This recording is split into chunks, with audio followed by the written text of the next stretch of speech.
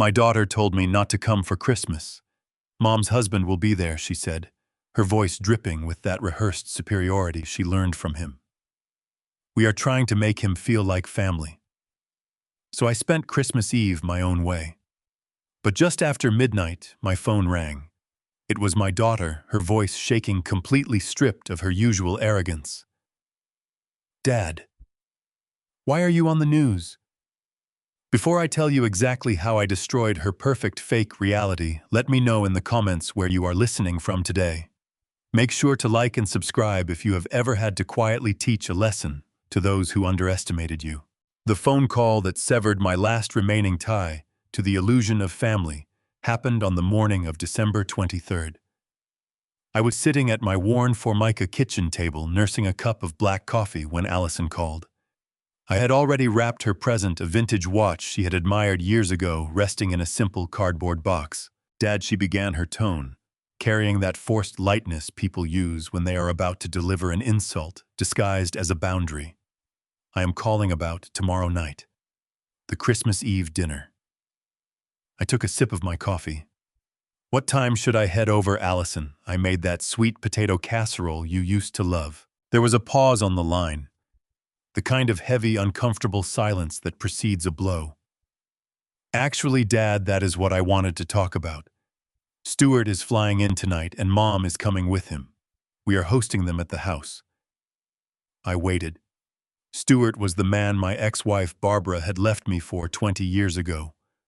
A loud, flashy real estate developer who wore suits that cost more than my first car and spoke exclusively in buzzwords. Travis and I were talking. Allison continued, her voice gaining a defensive edge, and we just think it might be incredibly awkward if you are there. Stuart has very refined tastes. He is bringing a private chef to cater the evening, and he ordered some exclusive wine from France. It is a very high-end aesthetic this year. I looked down at my faded flannel shirt and the calluses on my hands. I was a retired structural engineer. I drove a 10-year-old truck. I did not wear imported silk or pretend to understand the tasting notes of overpriced grapes. Dad, are you listening? She pressed, annoyed by my silence. It is just that you always show up in those old work boots, and Travis is trying to secure some investment advice from Stuart. We need the evening to be flawless. We cannot have you sitting in the corner making things uncomfortable with your thrift store aesthetic. You understand, right? We are just trying to make Stuart feel like family. My own daughter was uninviting me from Christmas to accommodate the man who had torn our family apart simply because my presence did not match her desired level of wealth. The disrespect did not make me yell. It did not make me beg or argue. It settled in my chest like a block of ice. I understand perfectly, Allison, I said, my voice entirely devoid of emotion. Have a flawless evening. I hung up the phone before she could offer any fake apologies. The house was quiet, the kind of quiet that follows a definitive ending. I stood up, dumped my coffee into the sink, and walked down the hallway to my study. The room was sparsely decorated, holding only a modest oak desk and a wall of engineering textbooks. I moved the heavy braided rug aside, revealing the plain wooden floorboards. I knelt down, tracing my fingers along a hidden seam in the wood, and pressed my thumb against a concealed biometric scanner. A soft click echoed in the silent room. The floorboard popped up, revealing a heavy steel safe. I opened it and stared at the neatly stacked folders inside. Allison thought I was a poor, retired engineer living on a fixed pension. Barbara had laughed when she left me, saying I lacked the ambition to ever be anything more than a working-class mechanic. Stuart thought I was a pathetic ghost from his wife's past.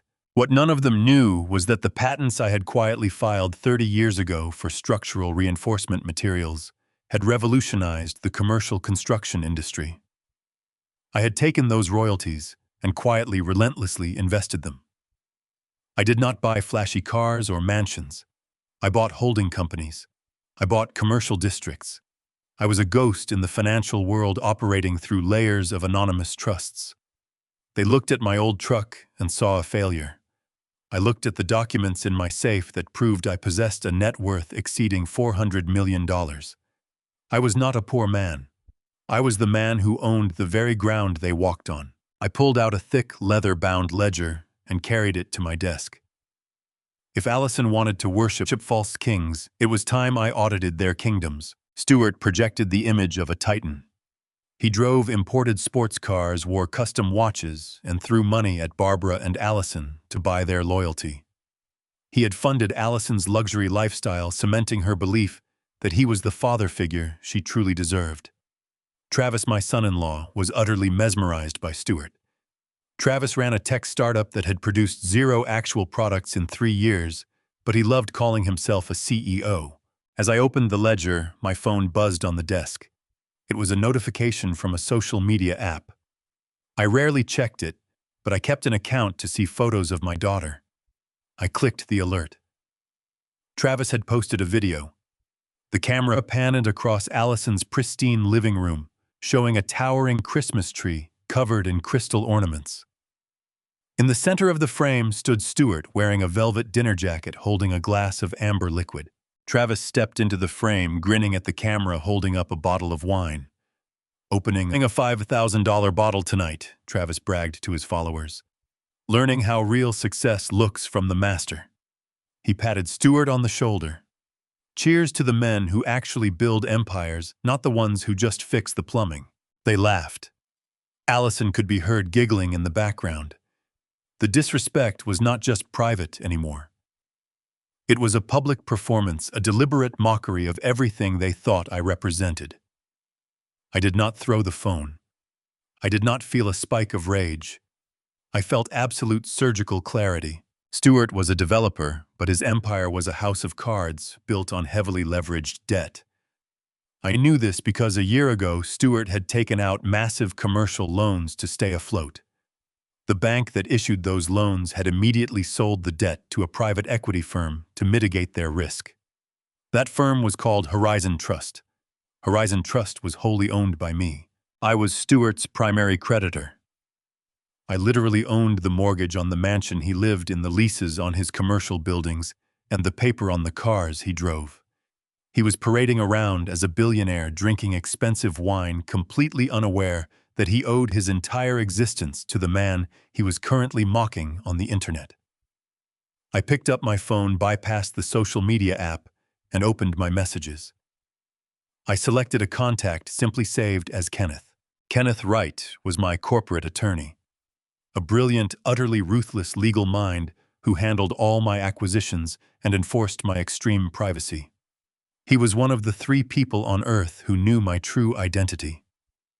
I typed a single sentence into the text box: "Initiate Protocol Winter." I set the phone down. Protocol Winter was an emergency contingency we had drafted years ago, designed to aggressively call in all debts and legally liquidate any asset connected to a hostile entity.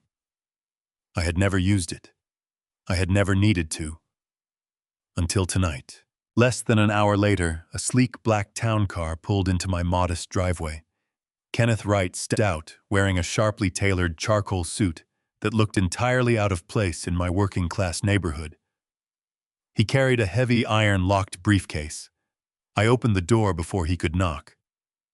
Kenneth walked in, his expression deadpan. He did not ask questions. He simply walked to my cheap dining table, unlocked his briefcase, and began pulling out stacks of financial documents. "I assume the holiday gathering has been canceled," Kenneth said dryly, organizing the papers into distinct piles. "Allison informed me my aesthetic is no longer suitable for their tax bracket," I replied, sitting across from him. "Show me the current state of Stuart's portfolio." Kenneth pushed a thick file toward me. "It is worse than we projected last quarter, Lawrence. Stuart is not just heavily leveraged, he is drowning. 2 of his commercial projects stalled due to permit issues. He has been moving money between shell companies to make his accounts look solvent, but he is completely out of liquid cash. He has been paying the interest on your loans using funds illegally diverted from his investors." I flipped through the pages, my eyes scanning the red ink. "He is committing wire fraud." Textbook. Kenneth nodded. "The federal authorities will likely catch the scent within the next 6 months. When they do, his entire portfolio will be seized. But that is not the most pressing issue." Kenneth pulled a separate, thinner file from his briefcase and laid it gently in front of me. His demeanor shifted from corporate detachment to genuine concern. I pulled this hour ago when you initiated the protocol. You need to look at Travis's startup financials. I opened the file. Travis's company, a useless tech venture he constantly bragged about, was bleeding money. But it was the source of their recent cash injection that made my blood run cold. Stuart could not secure any more personal loans, Kenneth explained, tracing a pen over a highlighted column of numbers. His credit is radioactive, but Travis's startup is a separate legal entity. 2 weeks ago, Stuart and Travis colluded to open a $4 million line of credit through a high-risk commercial lender. They used the startup as the vehicle to secure the cash. I stared at the paperwork. Travis has no collateral. How did he secure $4 million? Look at the guarantor signature on the final page, Kenneth said softly. I flipped to the back of the contract. There, scrawled in black ink, was the signature guaranteeing the loan, offering a massive suburban estate as collateral. It was Allison's signature. My heart stopped. They used Allison's house. Stuart convinced Travis to use Allison as the guarantor, Kenneth stated. Allison is the sole legal owner of her estate. Stuart and Travis structured the loan so that when it inevitably defaults, Allison is the one holding the bag. She will lose her home. And because the funds are immediately being diverted into Stuart's fraudulent shell companies, she is now legally tied to a federal money laundering conspiracy. I stared at my daughter's signature. I knew Allison was arrogant. I knew she was foolishly obsessed with status and blinded by Stuart's fake wealth. But she was not a criminal. She was a pawn. Stuart and Travis were using her as a human shield. When the feds finally raided Stuart's empire, they would see Allison's name on the fraudulent loans. My daughter was going to federal prison, Lawrence Kenneth said quietly. If you execute Protocol Winter and collapse Stuart's empire tonight, the financial shockwave will expose this fraudulent loan. The authorities will seize Allison's assets by tomorrow morning. I closed the file. The silence in my kitchen was absolute. I had intended to teach them a lesson about respect. I had intended to strip away their false wealth and show them the reality of their arrogance. But the game had changed. This was no longer about a canceled Christmas dinner. This was about survival. If I did nothing, my daughter would be indicted. If I collapsed Stuart openly, she would be dragged down with him. There was only one option. I had to surgically dismantle Stuart and Travis, absorb their debt, and legally sever Allison from their crimes before the federal government even knew a crime had been committed. I had to destroy them completely, and I had to do it tonight. Kenneth, I said, my voice hardening into steel. I do not just want to call in Stuart's debts. I want to buy the high-risk lender that issued this fraudulent loan to Travis. Kenneth raised an eyebrow. Lawrence, buying that lending firm will cost you $30 million in liquid capital. Transfer the funds immediately, I commanded. Buy the firm. Absorb the debt. By midnight tonight, I want to be the sole legal owner of every single financial obligation attached to Stuart and Travis. I want to own their businesses, their cars, and their freedom. Kenneth nodded, a slow, predatory smile touching his lips. And Allison, once I own the debt, I will unilaterally release the guarantor, I said. I will remove her name from the blast radius. Then I am going to burn their fake empire to the ground, while they are busy drinking their $5,000 wine. Kenneth pulled out his phone and began making the calls. The silent adjustment had ended. The eradication had begun. The morning of Christmas Eve was bitterly cold. Frost clung to the windshield of my 10-year-old truck as I turned the ignition. The engine sputtered a heavy metallic cough before roaring to life. For 30 years, I had spent this morning in the kitchen, peeling potatoes, mixing spices, and waiting for the sound of my daughter walking through the front door. Today, the house was empty, and my destination was not a family gathering. My destination was the towering glass district downtown, where men like Stuart built their glass castles on foundations of sand. I pulled out of my quiet neighborhood. The modest houses with their simple string lights faded behind me, replaced by the sprawling estates of the wealthy district. I drove past iron gates and manicured lawns completely untouched by the winter frost. This was the world Allison wanted. This was the aesthetic she chose over her own father. I watched the luxury sedans glide past me on the highway, their drivers barely glancing at the old man in the battered truck. They saw a relic of a forgotten working class. They did not see the man who owned the debt on the buildings they worked in. I parked my truck in the underground garage of the Pinnacle Commercial Bank headquarters. The elevator carried me up to the executive suite on the 40th floor. The doors opened to a lobby made of imported Italian marble. A massive Christmas tree decorated in silver and gold stood in the center of the room. Soft instrumental holiday music played from hidden speakers. It was a cathedral built for the worship of money. I walked to the reception desk. My heavy work boots squeaked slightly against the polished stone. The young woman behind the desk wore a tailored suit and a perfectly polite smile that completely failed to hide her judgment. She looked at my faded flannel jacket and my worn jeans. "May I help you, sir?" She asked, her voice carrying that specific tone reserved for people who clearly do not belong. "I am here to see Gregory Reynolds," I said, "Vice President of Commercial Lending. Do you have an appointment?" "Mr. Reynolds is handling year-end closing accounts today and is not taking walk-in clients," she said, her fingers hovering over her keyboard ready to dismiss me. "Tell him the primary underwriter for Horizon Trust is standing in his lobby," I replied, keeping my voice completely level. "Tell him Protocol Winter has been activated on the Stewart holding accounts."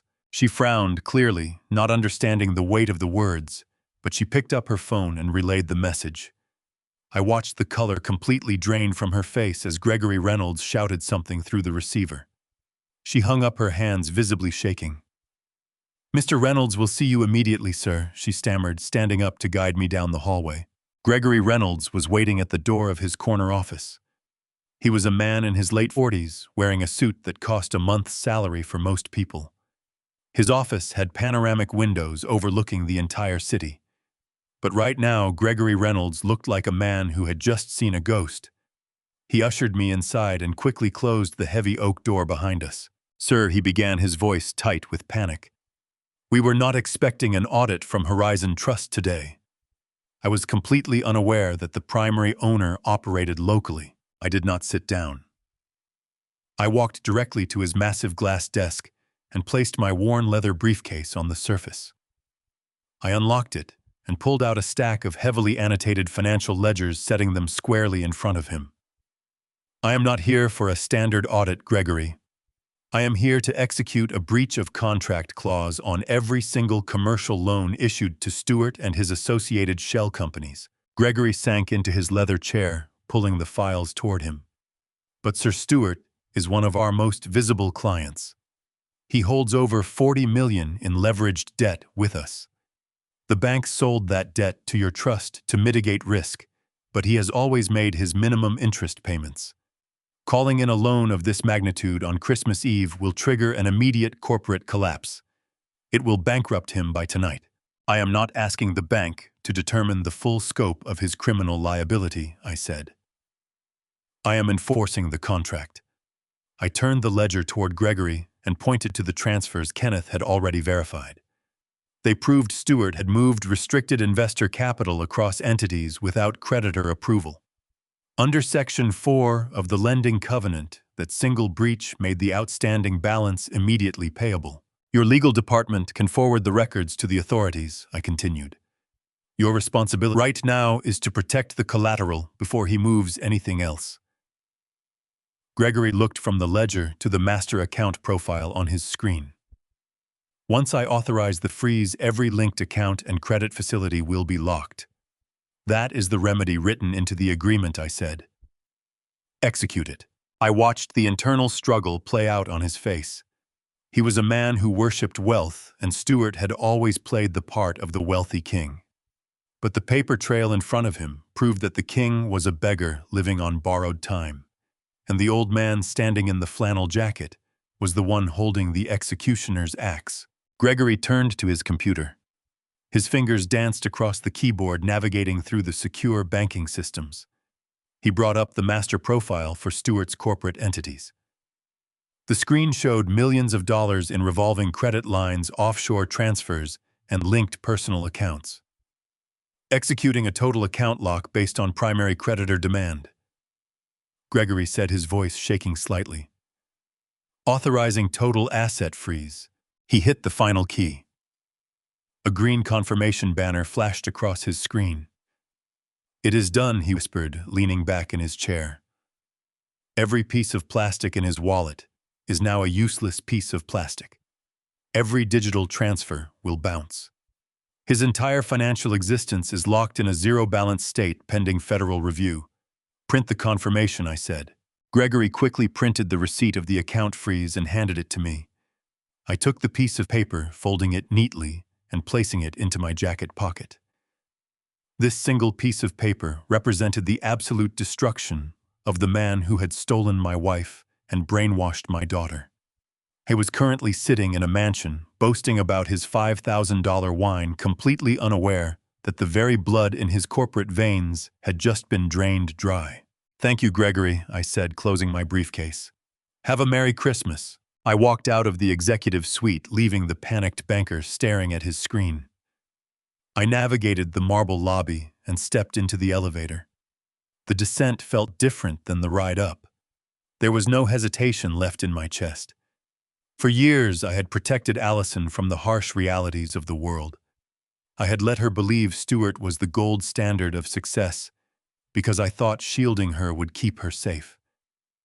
But my silence had only made her vulnerable. It had made her a pawn in a dangerous game played by arrogant men. I stepped out into the freezing underground parking garage and walked to my battered truck. The engine roared to life, wrapping me in the familiar scent of old leather and motor oil. I pulled out of the garage and merged back onto the highway, heading toward the gated community where my daughter lived. Stewart was bankrupt. His accounts were frozen. The trap was set, and the jaws had snapped shut. But the silent adjustment was not over. Now I had to make sure the federal authorities only saw what I wanted them to see. I had to sever Allison from the burning wreckage of their empire before the flames touched her. I drove through the falling snow, knowing that tonight the false king would fall and the quiet man from the shadows would finally step into the light. The drive from the commercial district to Allison's neighborhood took less than 20 minutes, but it felt like crossing into another universe. The streetlights here did not hum with cheap electricity. They cast a soft golden glow over manicured hedges and sidewalks swept perfectly clean of the evening snow. I parked my truck down the block from her address, cutting the engine so the rumble would not attract the private security patrols. The heater died, instantly leaving the cabin freezing, but I did not feel the cold. I was entirely focused on the sprawling estate at the end of the cul-de-sac. Allison's mansion was a modern fortress of stone and glass. Floor-to-ceiling windows stretched across the front of the house, turning the living room into a brightly lit display case. It was a snow globe of false perfection, and I had the perfect view from the dark street. I watched the shadows move across the imported rugs. A massive Christmas tree dominated the room, glittering with hundreds of crystal ornaments. Travis walked past the glass holding a bottle of wine. Allison followed close behind him, wearing a silk dress that caught the light. She looked radiant. She looked like a woman who believed she had won the lottery of life. I gripped the freezing steering wheel and stared at the stone pillars framing her front door. 7 years ago, when Travis proposed to Allison, she had called me in tears. They had been rejected for a mortgage. Travis had horrible credit from his first failed business venture, and Allison had too much debt. She told me Stewart was going to help them, but Stewart had quietly backed out, citing liquidity issues. She was devastated. So I made a phone call to Kenneth. We established a blind trust using my late mother's maiden name. I purchased the estate entirely in cash and had the trust transfer the deed to Allison under the guise of an anonymous corporate grant tied to one of Stewart's old shell companies. Stewart, of course, immediately took the credit. I remember the day Allison called me to brag about her new home. She spent 20 minutes telling me how Stuart had saved her future, how he understood real wealth, how he was the only father figure who truly provided for her. I had stood in my small kitchen holding the phone, and I simply told her I was happy for her. I absorbed the insult because I wanted my daughter to have a safe place to sleep. I let Stuart play the hero because I thought my ego was a fair price to pay for her security. I thought I was protecting her. Now, looking through the glass, I saw the true cost of that protection. Stuart stepped into the center of the living room window. He was wearing the velvet dinner jacket Travis had filmed earlier. He held a crystal glass filled with amber liquid. He raised it high, commanding the attention of the room. I could not hear his voice through the thick, insulated glass and the distance of the street, but I knew his routines. I knew the shape of his mouth as he spoke. He was giving his traditional holiday toast. He was speaking about family. He was speaking about prosperity. He was raising a glass to the empire he claimed to have built and the children he claimed to provide for. Travis raised his own glass in eager agreement, his face glowing with absolute adoration for the man who was leading him into a federal indictment. Allison stepped forward and wrapped her arms around Stuart's neck, hugging him tightly. She kissed his cheek. She looked at him with the kind of pure, unadulterated respect she had explicitly denied me just 12 hours ago. They were celebrating their triumph. They were toasting to a kingdom built on stolen money and hidden truths. They were perfectly content in their arrogance, secure in the belief that they were untouchable. My chest tightened, not with sorrow, but with a profound, absolute clarity. My daughter was not a victim of circumstance. She was a willing participant in her own deception. She chose the shiny lie over the quiet truth. She chose the velvet jacket over the flannel shirt. She chose the man who was currently using her signature to launder stolen money over the man who actually owned the roof over her head. I had spent my entire life standing in the shadows, making sure she never felt the cold. I had paid her debts. I had bought her home. I had swallowed my pride and let other men wear my crowns. I thought a father's job was to be the invisible foundation that holds up the house. But a foundation cannot protect a house from the people actively setting it on fire inside. I reached into my pocket and pulled out my phone. The screen cast a harsh blue light in the dark cabin of my truck. I opened the camera application and turned off the flash. I raised the phone toward the windshield, aiming it at the brightly lit living room window. Through the digital viewfinder, I watched Stuart take a sip of his expensive wine. I watched Allison laugh at something Travis said. I centered the frame, capturing the massive Christmas tree, the crystal ornaments, the velvet jacket, and the silk dress. I pressed the button. The shutter clicked silently. The image froze on my screen, saving the moment forever. It was a digital capture of their final hour. It was the last moment they would ever believe they were royalty. I stared at the photograph for a long time. This was the end of my silent protection. Letting them fall was the only way to save Allison from going to federal prison. She would lose the house. She would lose the imported wine. She would lose the velvet jackets and the crystal ornaments. She would lose the false father who had poisoned her mind. She would be stripped down to absolutely nothing, but it was the only way to sever her from the fraudulent loans Stuart and Travis had tied around her neck. I lowered the phone and placed it on the passenger seat. I did not feel angry anymore. I did not feel sad. The block of ice in my chest had shattered, leaving behind something entirely unbreakable. I reached for the ignition and turned the key. The engine roared back to life, filling the cabin with a steady vibration. I put the truck in gear and slowly pulled away from the curb. I did not look back at the brightly lit window. I did not need to. The house, the party, and the people inside it already belonged to the past. The federal authorities were waiting, and I had a broadcast to prepare for. The night was cold, and the roads were slick with ice, but my hands were completely steady on the wheel. The false kings had finished their toasts. It was time to show them who really owned the kingdom. The snow was falling in heavy white sheets as I drove away from the wealthy district, leaving the glowing windows of my daughter's mansion far behind me. The roads were dangerously slick, but I drove with complete certainty. I did not head toward my modest home in the suburbs. My destination was the towering steel structure downtown where Kenneth Wright operated his private corporate law firm.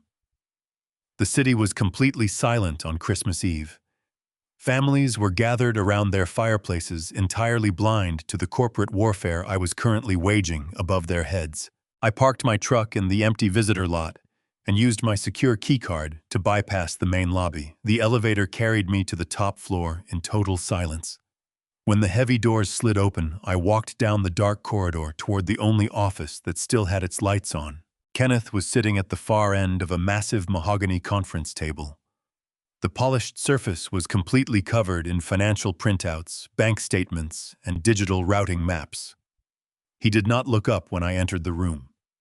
He was staring at a single piece of paper, his expression darker than I had ever seen it. I took off my flannel jacket and draped it over a leather chair.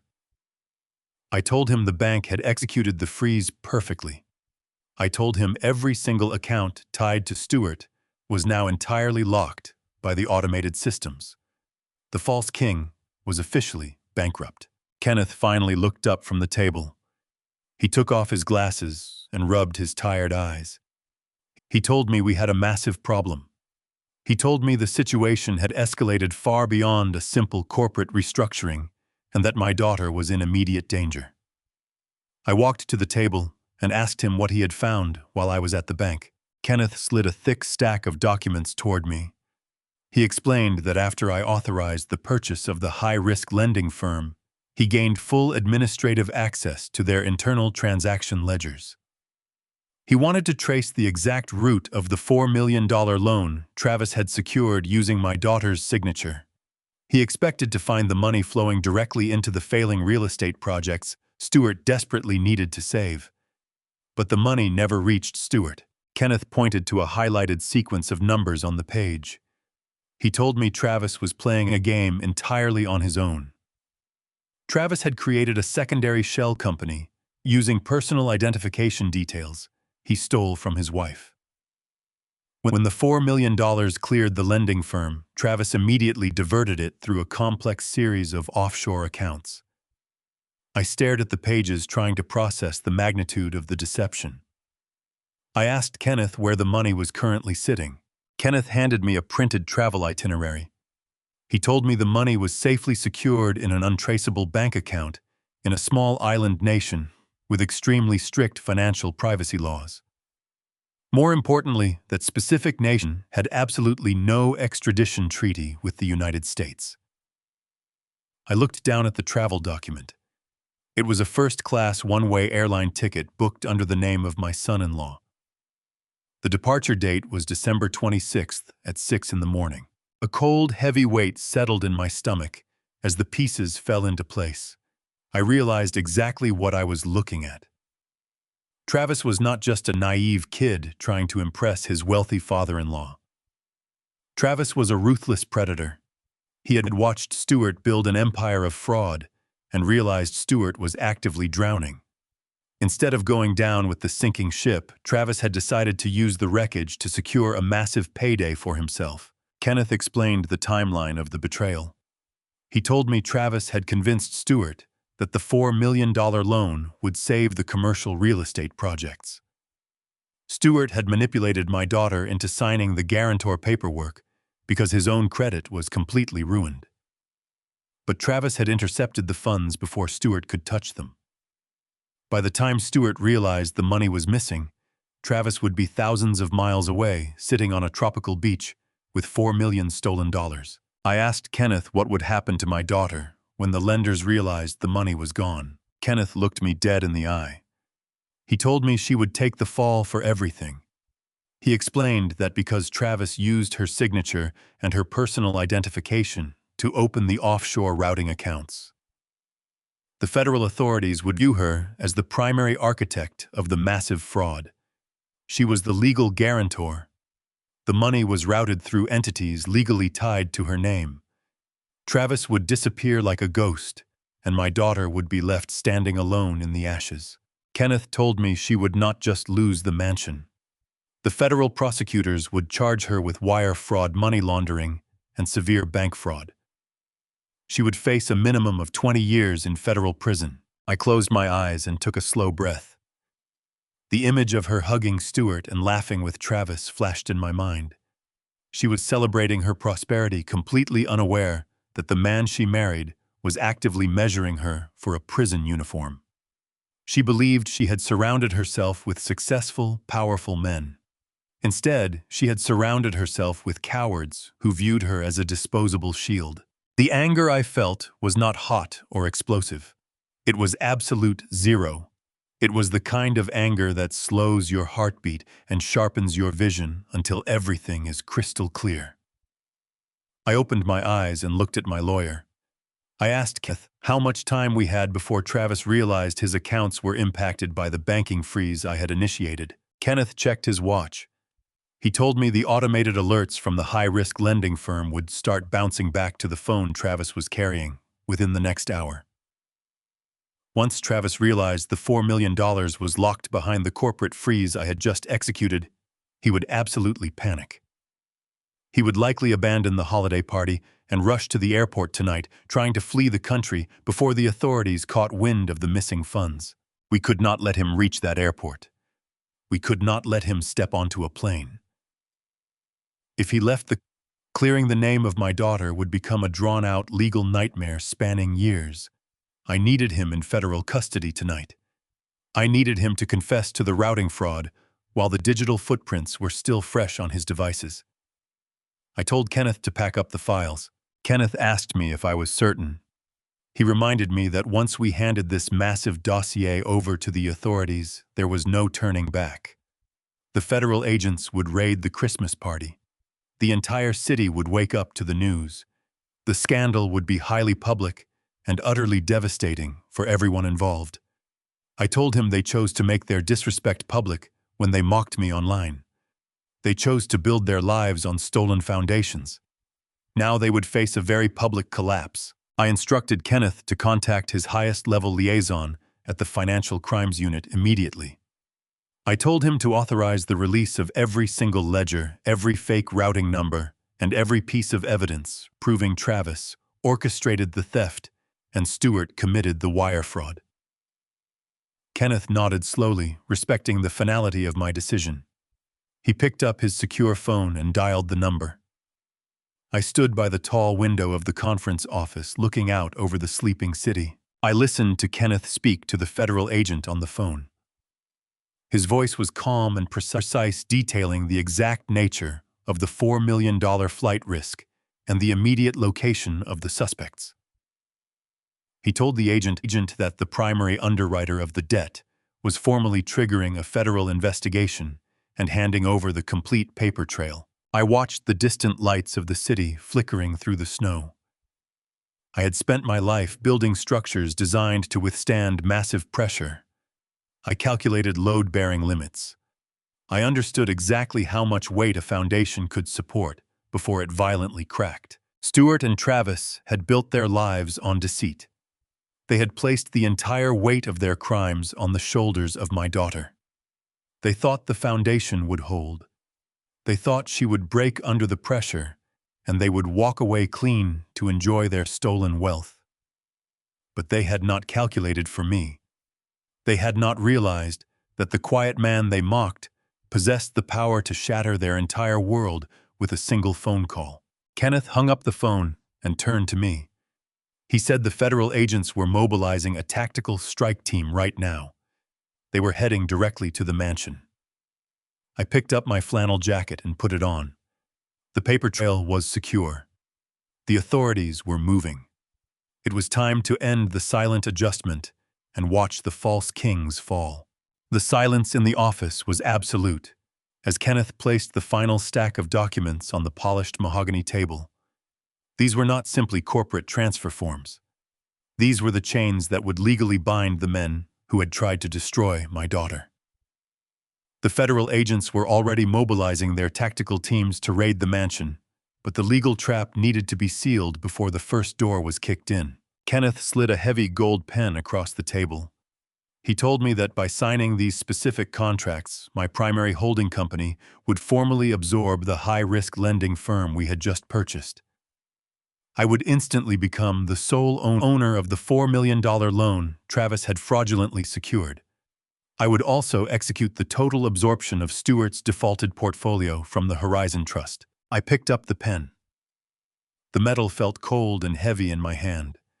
I looked down at the dense paragraphs of legal text. I saw Stewart's name printed over and over again, beside lists of corporate properties, luxury vehicles, and massive revolving credit accounts. For 20 years, Stewart had walked around this city acting like a titan. He had belittled me to my ex-wife. He had poisoned my daughter's mind by throwing stolen money at her feet.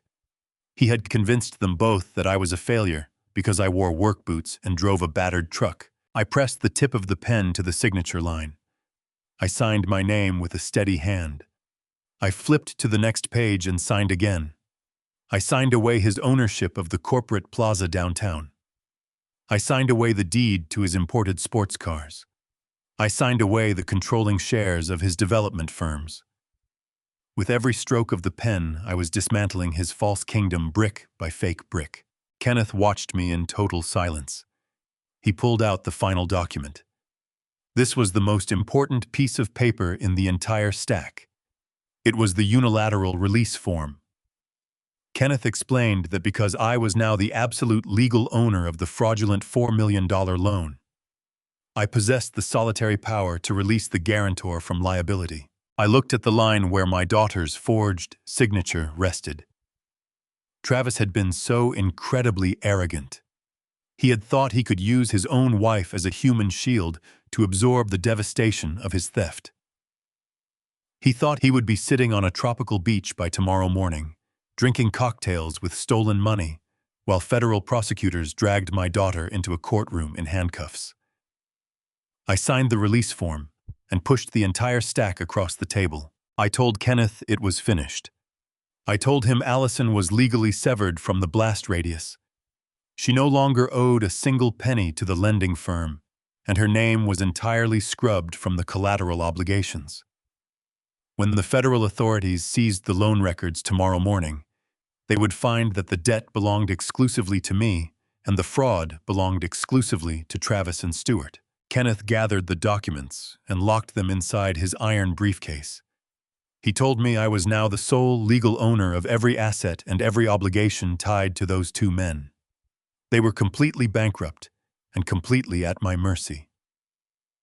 I stood up and put my flannel jacket back on. I told Kenneth to transmit the digital copies of the executed warrants directly to the federal task force. I told him to make sure the agents knew exactly who they were arresting tonight. I walked out of the office and rode the elevator down to the empty parking garage. The cold winter air bit at my face as I stepped out into the night. The snow was falling harder now, covering the city in a thick blanket of white. It was a beautiful, silent night. It was the kind of Christmas Eve where families sat around warm fireplaces, laughing and sharing stories. I climbed into my old truck and turned the key. The engine rumbled to life, cutting through the quiet garage. I pulled out onto the icy streets and drove toward the broadcast district. The federal raid would handle the criminal aspects of their betrayal. Travis and Stewart would be arrested in front of their wealthy friends. They would be taken away in handcuffs and locked in concrete cells. But an arrest was not enough. They had chosen to mock me publicly. They had chosen to post videos online laughing at the working-class father who had quietly bought the very house they were partying in. They wanted an audience for their false prosperity. I was going to give them an audience for their absolute ruin.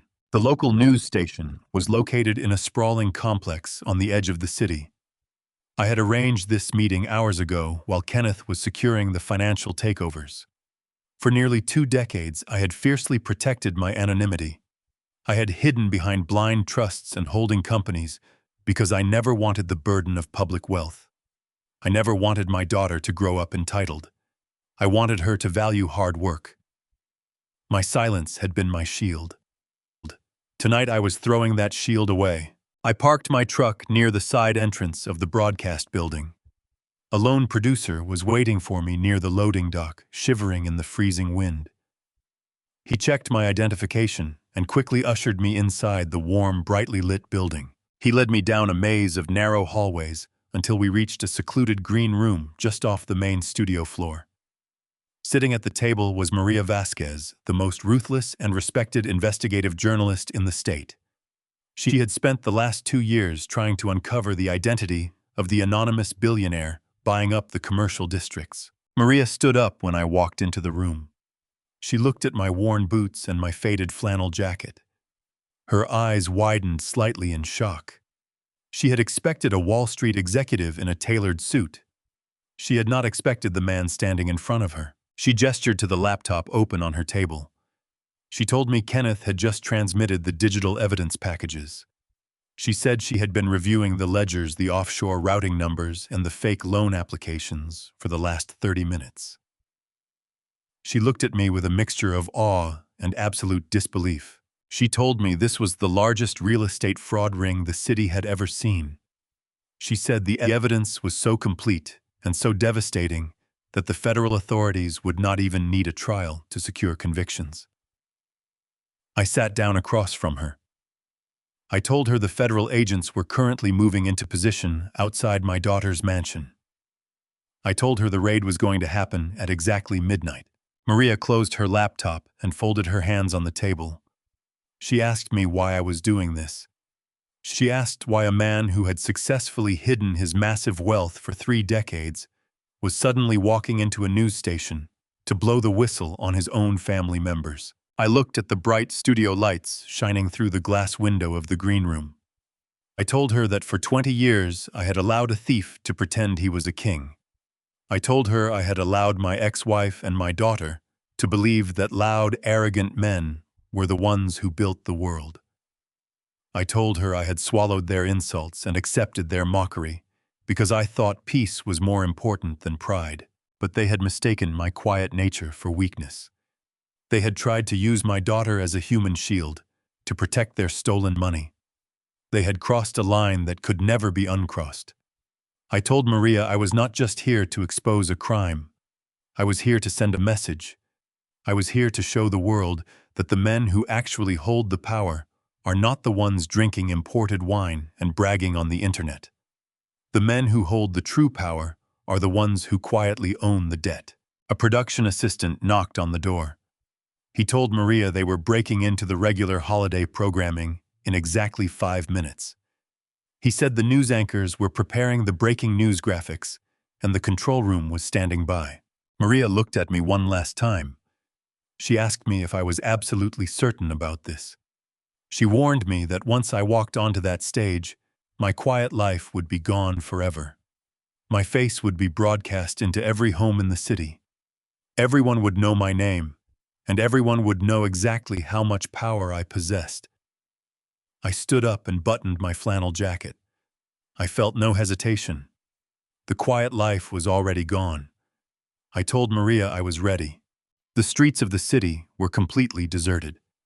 It was Christmas Eve, and decent people were tucked away in their homes, wrapped in blankets and drinking hot cocoa. The only vehicles on the road were snowplows scraping the ice from the asphalt, and a long line of unmarked black sport utility vehicles driving in perfect synchronization. I followed their taillights as they snaked through the towering concrete canyons of downtown. They were heading to the exact same place I was.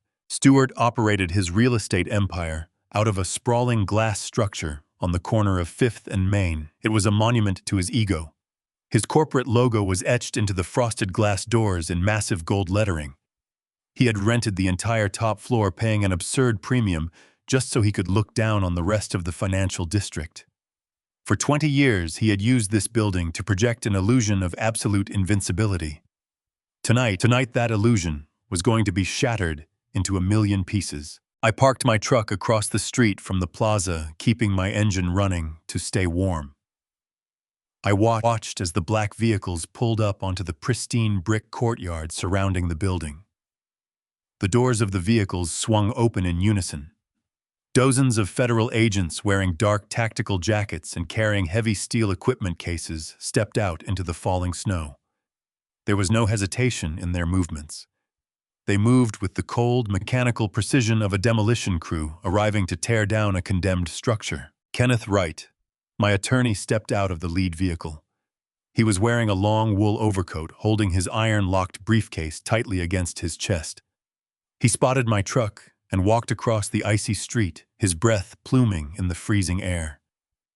He opened the passenger door and slid into the cabin, bringing the bitter cold inside with him. He looked at me and nodded. He told me the broadcast had aired flawlessly. He said the phones at the news station were already ringing off the hook, and the financial networks were scrambling to verify the data dump we had provided. The entire city was waking up to the realization that the man who threw the most expensive parties was actually a desperate fraud. I looked past Kenneth through the frosted windshield. A team of agents had approached the main glass doors of Stewart's building. The doors were magnetically sealed and guarded by a private security firm. The lead agent did not bother pressing the intercom buzzer. He raised a heavy steel breaching ram and slammed it directly into the center of the glass. The sound of shattering glass echoed through the empty city streets like a gunshot. The golden corporate logo splintered and fell to the floor in jagged, glittering pieces. The building security alarms instantly began to scream, a piercing mechanical wail that tore through the quiet, holy night. The agents poured through the broken doors, their flashlights cutting through the darkness of the lobby. They were not here to arrest a person. They were here to arrest an empire. They bypassed the elevators and secured the stairwells, moving systematically toward the top floor. They were carrying warrants that gave them absolute authority to seize every hard drive, every filing cabinet, every digital routing server, and every single scrap of paper with Stewart's name on it. I turned the engine off and stepped out of the truck. The cold air bit into my face, but I did not pull my collar up. I wanted to feel the chill. I wanted to be fully present for the death of the lie that had haunted my family for 2 decades. I walked across the street, our boots crunching loudly on the fresh snow. The local police chief, a man named Davis, was standing near the shattered entrance, coordinating the perimeter security. He saw Kenneth approaching and stepped away from his radio. Chief Davis was a man who had spent his career untangling the messy crimes of the city. He looked at me, his eyes scanning my faded flannel jacket and my worn jeans. He had clearly been briefed on exactly who I was and the sheer magnitude of the wealth I controlled. "You are the underwriter, Chief," Davis said, his voice respectful but entirely bewildered. "You are the one who bought the debt." "I am," I replied, my voice completely calm. Chief Davis shook his head, staring up at the top floor of the building, where flashlights were currently sweeping across the dark windows. "My men have been trying to build a fraud case against this guy for 3 years," he said. "He always stayed one step ahead of us. He always had enough cash to bury the paper trail. We could never find the bottom of his accounts." "That is because he was using my money to bury it," I said, reaching into my inside pocket. "And now I am pulling the foundation out from under him." I pulled a thick bound ledger from my jacket. It was the master physical ledger, the original unedited record of every single fraudulent transaction Stewart had made to cover his failing loans. It showed the exact route he had used to divert investor capital. It showed the fake shell companies he had created. It showed the exact moment he had convinced Travis to leverage my daughter's home for the $4 million flight risk. I handed the ledger to Chief Davis. The heavy leather book felt like handing over a loaded weapon. "Everything you need is in there," I told him. "Every wire fraud, every cross-collateralized loan. The digital copies have already been seized by the feds upstairs, but this is the physical original." He kept it in a safe house. "My investigators pulled it 3 hours ago. You do not need to build a case against him anymore, Chief. You just need to read him his rights." Chief Davis took the ledger, holding it carefully, as if it might detonate. He looked at me with a profound sense of understanding. He realized this was not just a corporate whistleblower taking down a corrupt developer. He realized this was a father executing a flawless surgical strike to protect his own blood. We locked down the offshore accounts 10 minutes ago, Chief Davis said, his voice low. The $4 million your son-in-law tried to route out of the country has been intercepted and frozen by the International Banking Authority. He is not getting on a plane tomorrow morning. He is not going anywhere except a federal holding cell. I nodded. The final piece of the financial trap had held securely. The money was safe. The debt was mine. My daughter was legally insulated from the blast. I stood on the snowy sidewalk and watched the federal agents carry the first load of plastic evidence bins out of the shattered glass doors. The bins were filled with laptops, unorganized paperwork, and the shattered remains of Stewart's reputation. The man had spent his entire life building a monument to himself, and it took exactly 15 minutes for the government to pack it into plastic boxes and load it into the back of a truck. I checked my watch. The digital numbers glowed brightly in the dark. It was exactly midnight. Christmas Eve had officially ended. Christmas Day had begun. The corporate heart of the empire was dead, but the man himself was still breathing. He was still sitting in my daughter's living room, wearing his velvet jacket, completely oblivious to the fact that his kingdom had just been carried out the front door in plastic bins. I turned to Kenneth. The lawyer was watching the evidence being loaded, his breath misting in the cold air. I told him the financial execution was complete. Kenneth looked toward the shattered entrance as another team of federal agents carried a row of sealed evidence containers into the snow. The station has the footage, he said. Maria is waiting. The raid would continue for hours, but my presence was no longer needed. Chief Davis had the original ledger. The federal task force had the servers, the warrants, and the intercepted offshore transfer. Stewart's corporate empire was securely inside government custody. I checked my watch. Midnight had passed by only a few minutes. Across the street, one of the television crews lowered its camera after capturing the agents removing the first computers from the building. That footage would be transmitted directly to the newsroom and placed behind Maria's breaking news report. The city would not have to imagine Stewart's collapse. They would watch it happen. Kenneth and I returned to my truck. I turned the heater to its highest setting and pulled away from the flashing police lights. This time I did not drive toward Allison's neighborhood. The raid at the mansion had not begun, and the federal teams assigned to Stewart and Travis were still waiting for final confirmation. I drove back toward the broadcast district. The empty streets reflected the red and blue lights behind us until the financial district disappeared in the rearview mirror. Kenneth opened his briefcase on the passenger seat and checked the final digital notices from the federal task force. The corporate servers are secured, he said. The offshore transfer is frozen. Allison's guarantor release has been accepted. Then we go public. By the time we reached the news station, the control room had already assembled the first images from the raid. The shattered gold logo filled one monitor. Another showed federal agents carrying sealed evidence containers through the snow. A third displayed the financial diagram connecting Stewart's shell companies to Travis's offshore account. Maria met us at the side entrance. "We are going live in 90 seconds, she said. A production assistant clipped a microphone to the collar of my flannel jacket while guiding me through the narrow backstage corridor. Another adjusted the lighting around the interview platform.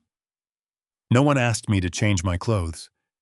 The worn jacket and work boots were now part of the story. I stepped onto the studio floor and faced the main camera. Behind me, the massive screen displayed Stewart's corporate headquarters surrounded by federal vehicles. The floor manager raised one hand. 10 seconds. The studio fell silent.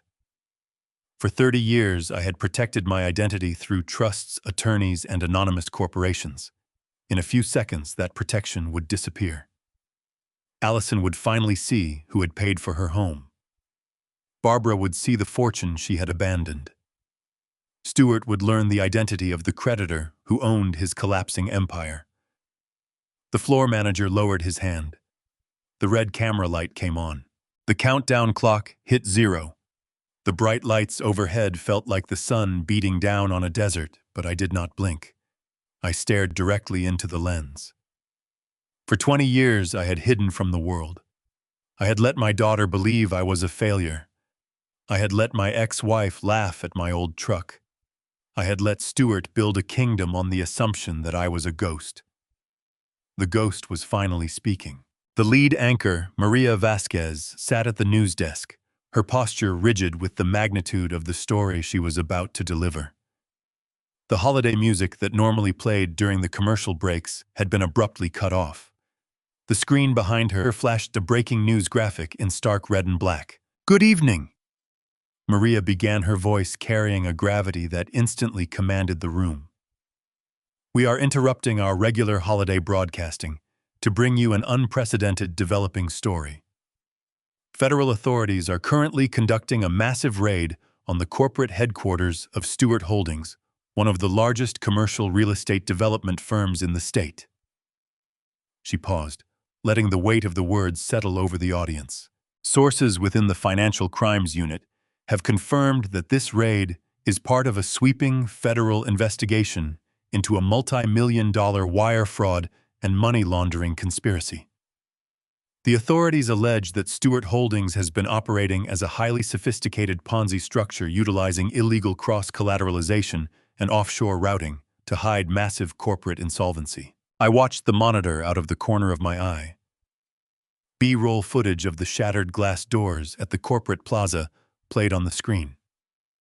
The footage showed federal agents carrying the plastic evidence bins out into the snow.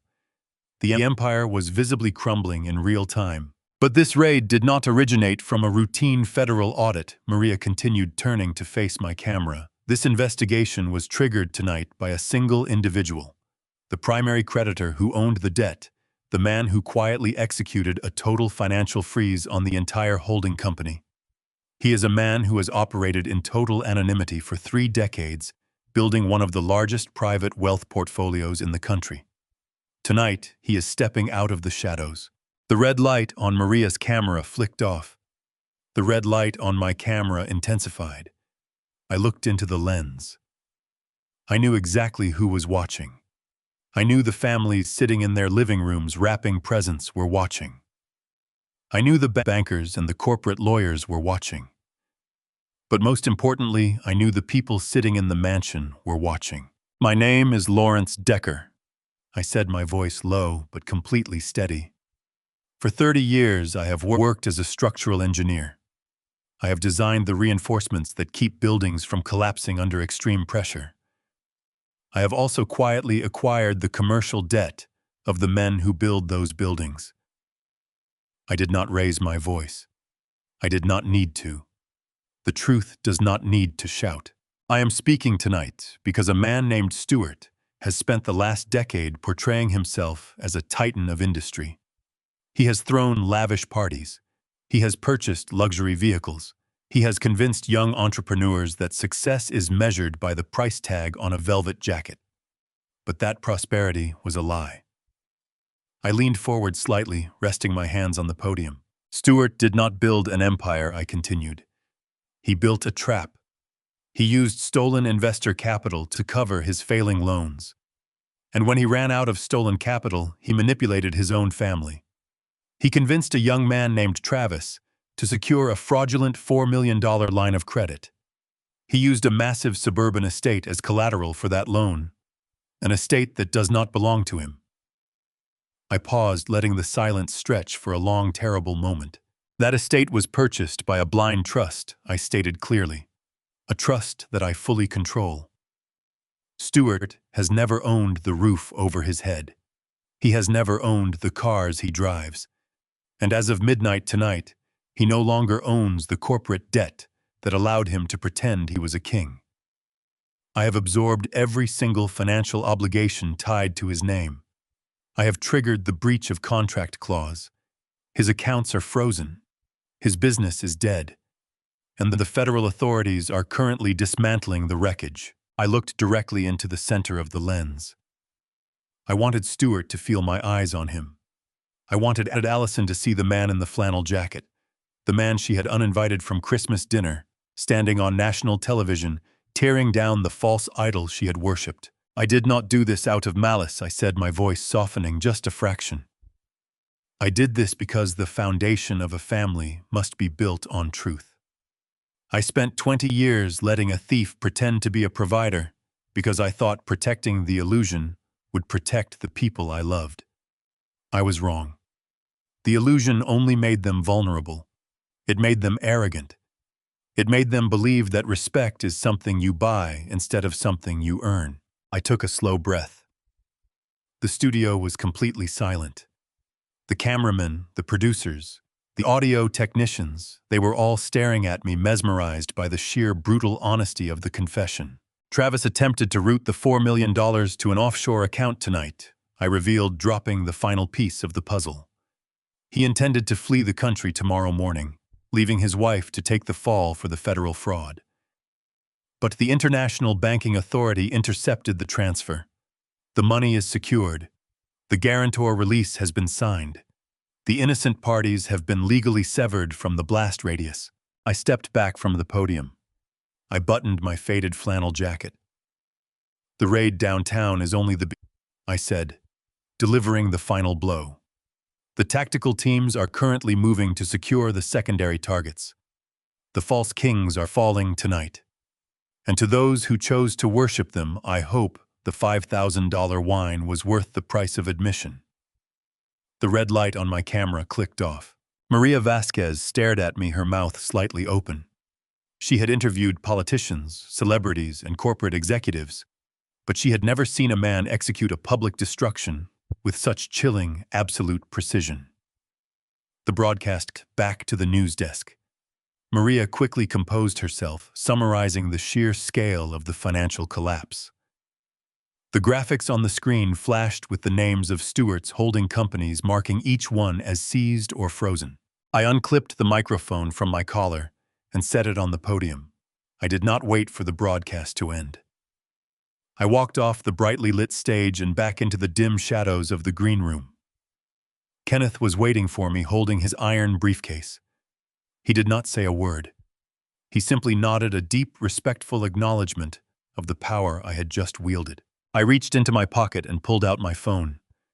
I turned the device back on. The screen instantly lit up with a barrage of notifications. The news had hit the internet. My face was everywhere.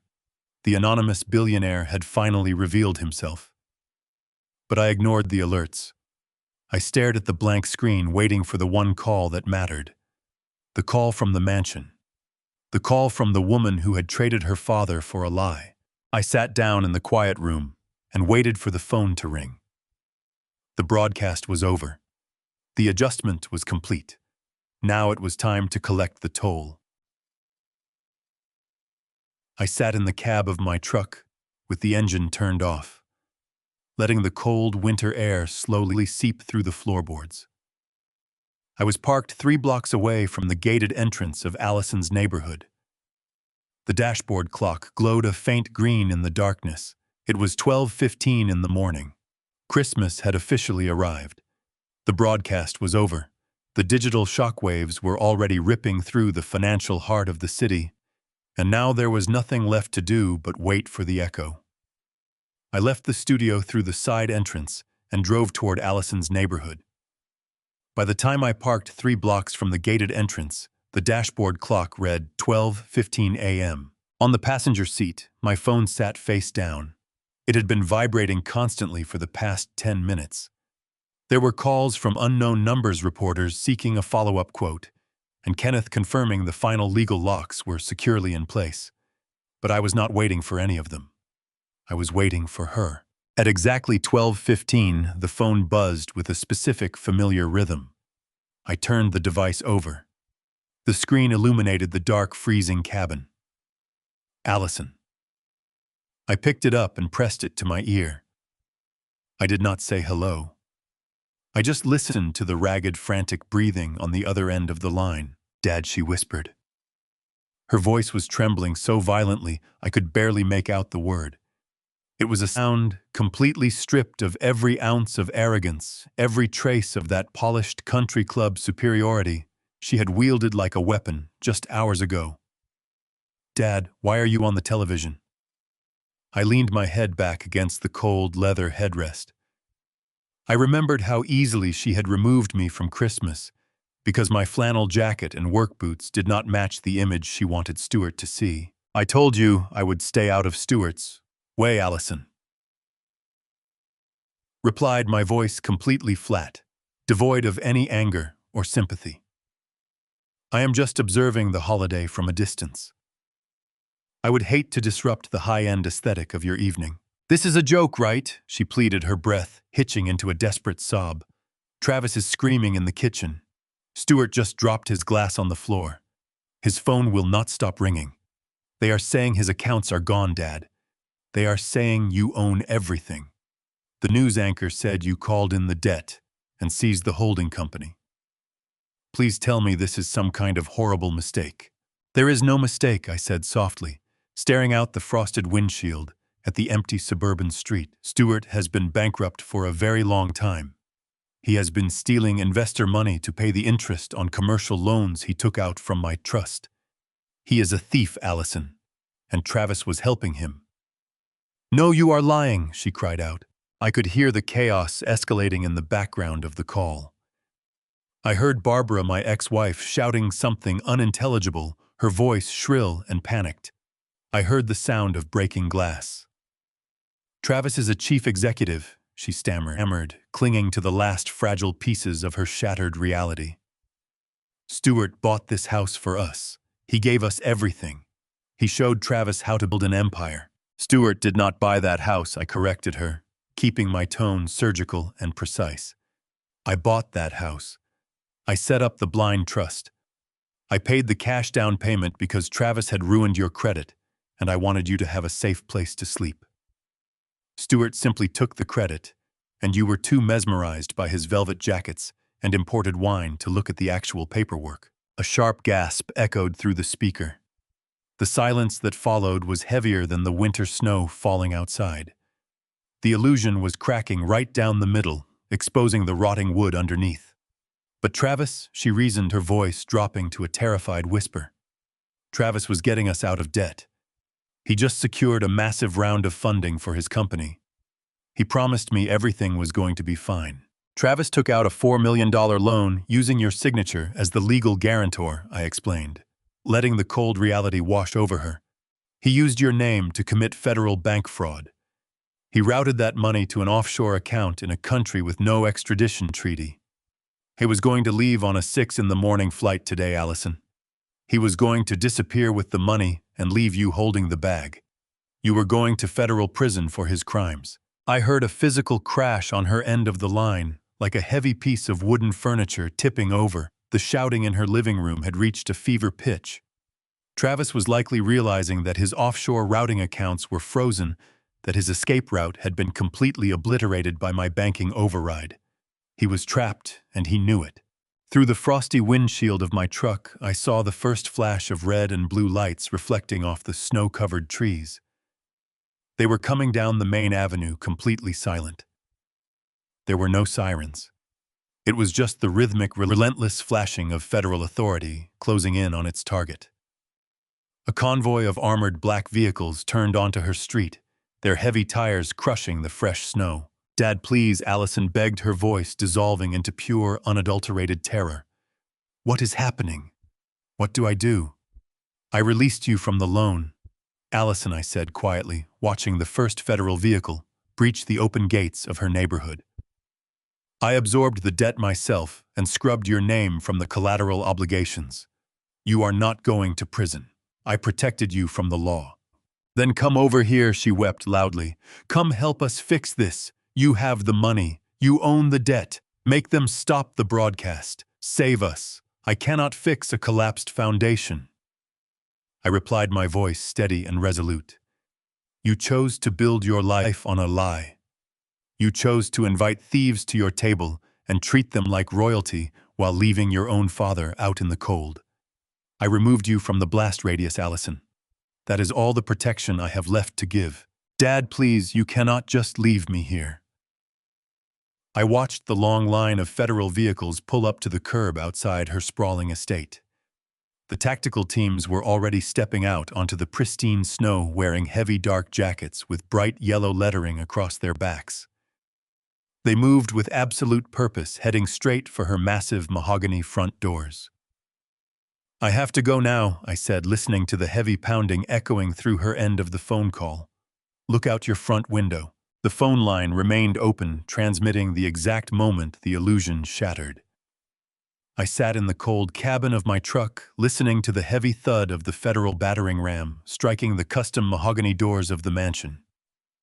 The sound echoed down the quiet suburban street and reverberated through the tiny speaker of my phone. It was a dense cracking noise followed by the splintering of expensive wood. The pristine entryway Allison had bragged about collapsed inward. I heard the synchronized shouting of federal agents flooding the grand foyer. Their voices were sharp and absolute, commanding everyone to freeze and keep their hands visible. Through the frosted windshield, I could see the flashlights of the tactical teams sweeping across the massive front windows. The beams of harsh white light sliced through the warm golden glow of the living room, reflecting off the crystal ornaments on the towering Christmas tree. The high-end aesthetic was instantly contaminated by the brutal reality of federal law enforcement. Agents in dark jackets moved with mechanical precision, spreading through the ground floor to secure the perimeter. On the phone, I heard the distinct sound of glass shattering on hardwood. The $5,000 bottle of wine had been dropped. I could picture the dark red liquid spreading across the imported rugs like a stain. Stewart was not giving his arrogant toasts anymore. I listened to his voice trembling as he tried to demand answers. He attempted to use his polished country club tone to order the agents out of his house. He told them he was a prominent developer and that they were making a massive mistake. The lead agent did not argue. He simply read the federal warrant stating the charges of wire fraud and massive corporate money laundering.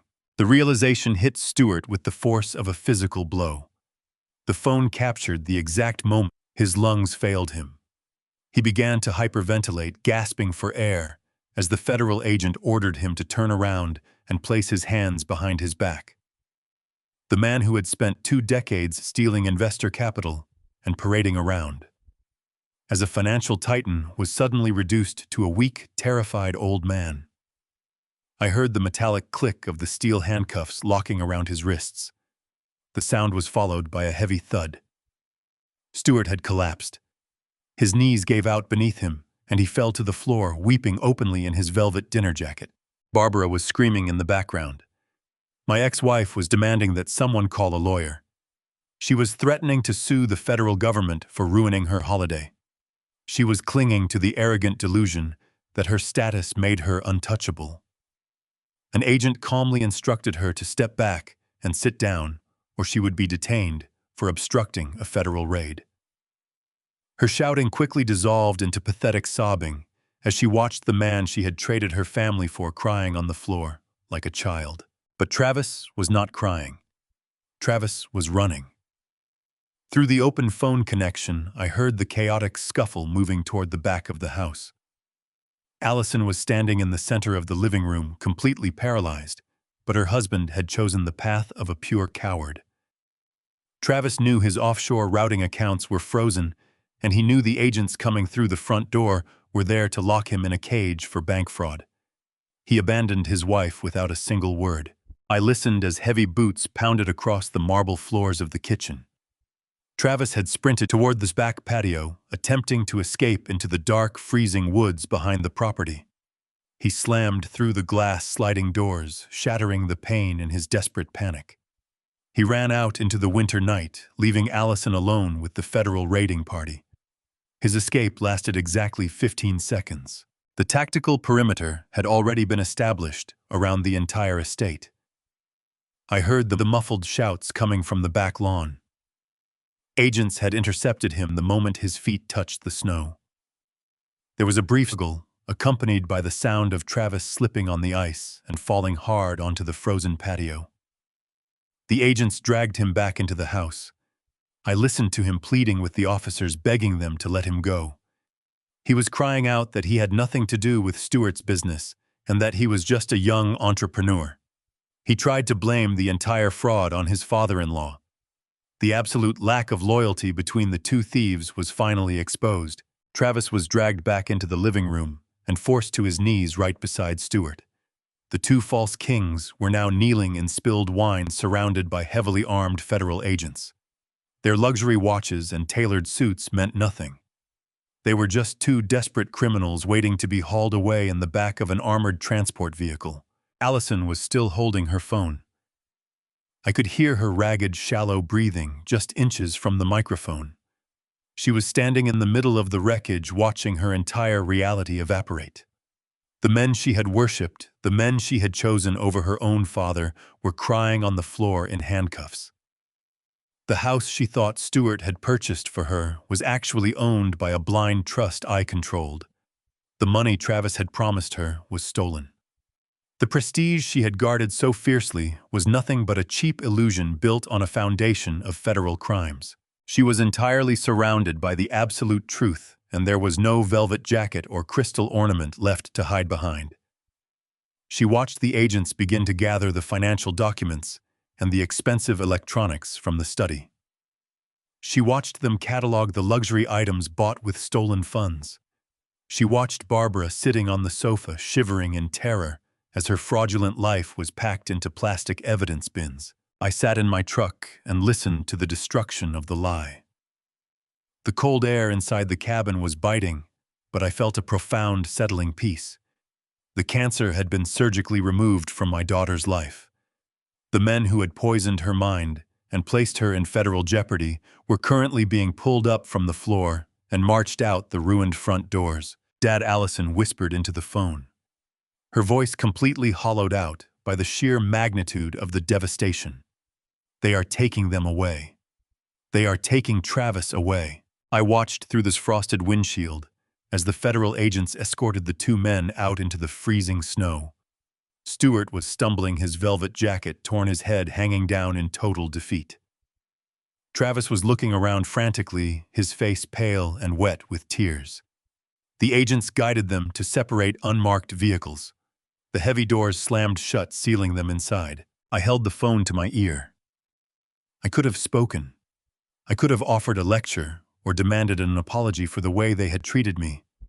I could have reminded her that I was the one who bought the walls currently surrounding her, and that I was the one who scrubbed her signature from the fraudulent loan, saving her from sitting in the back of those federal vehicles. But the silent adjustment required no further words.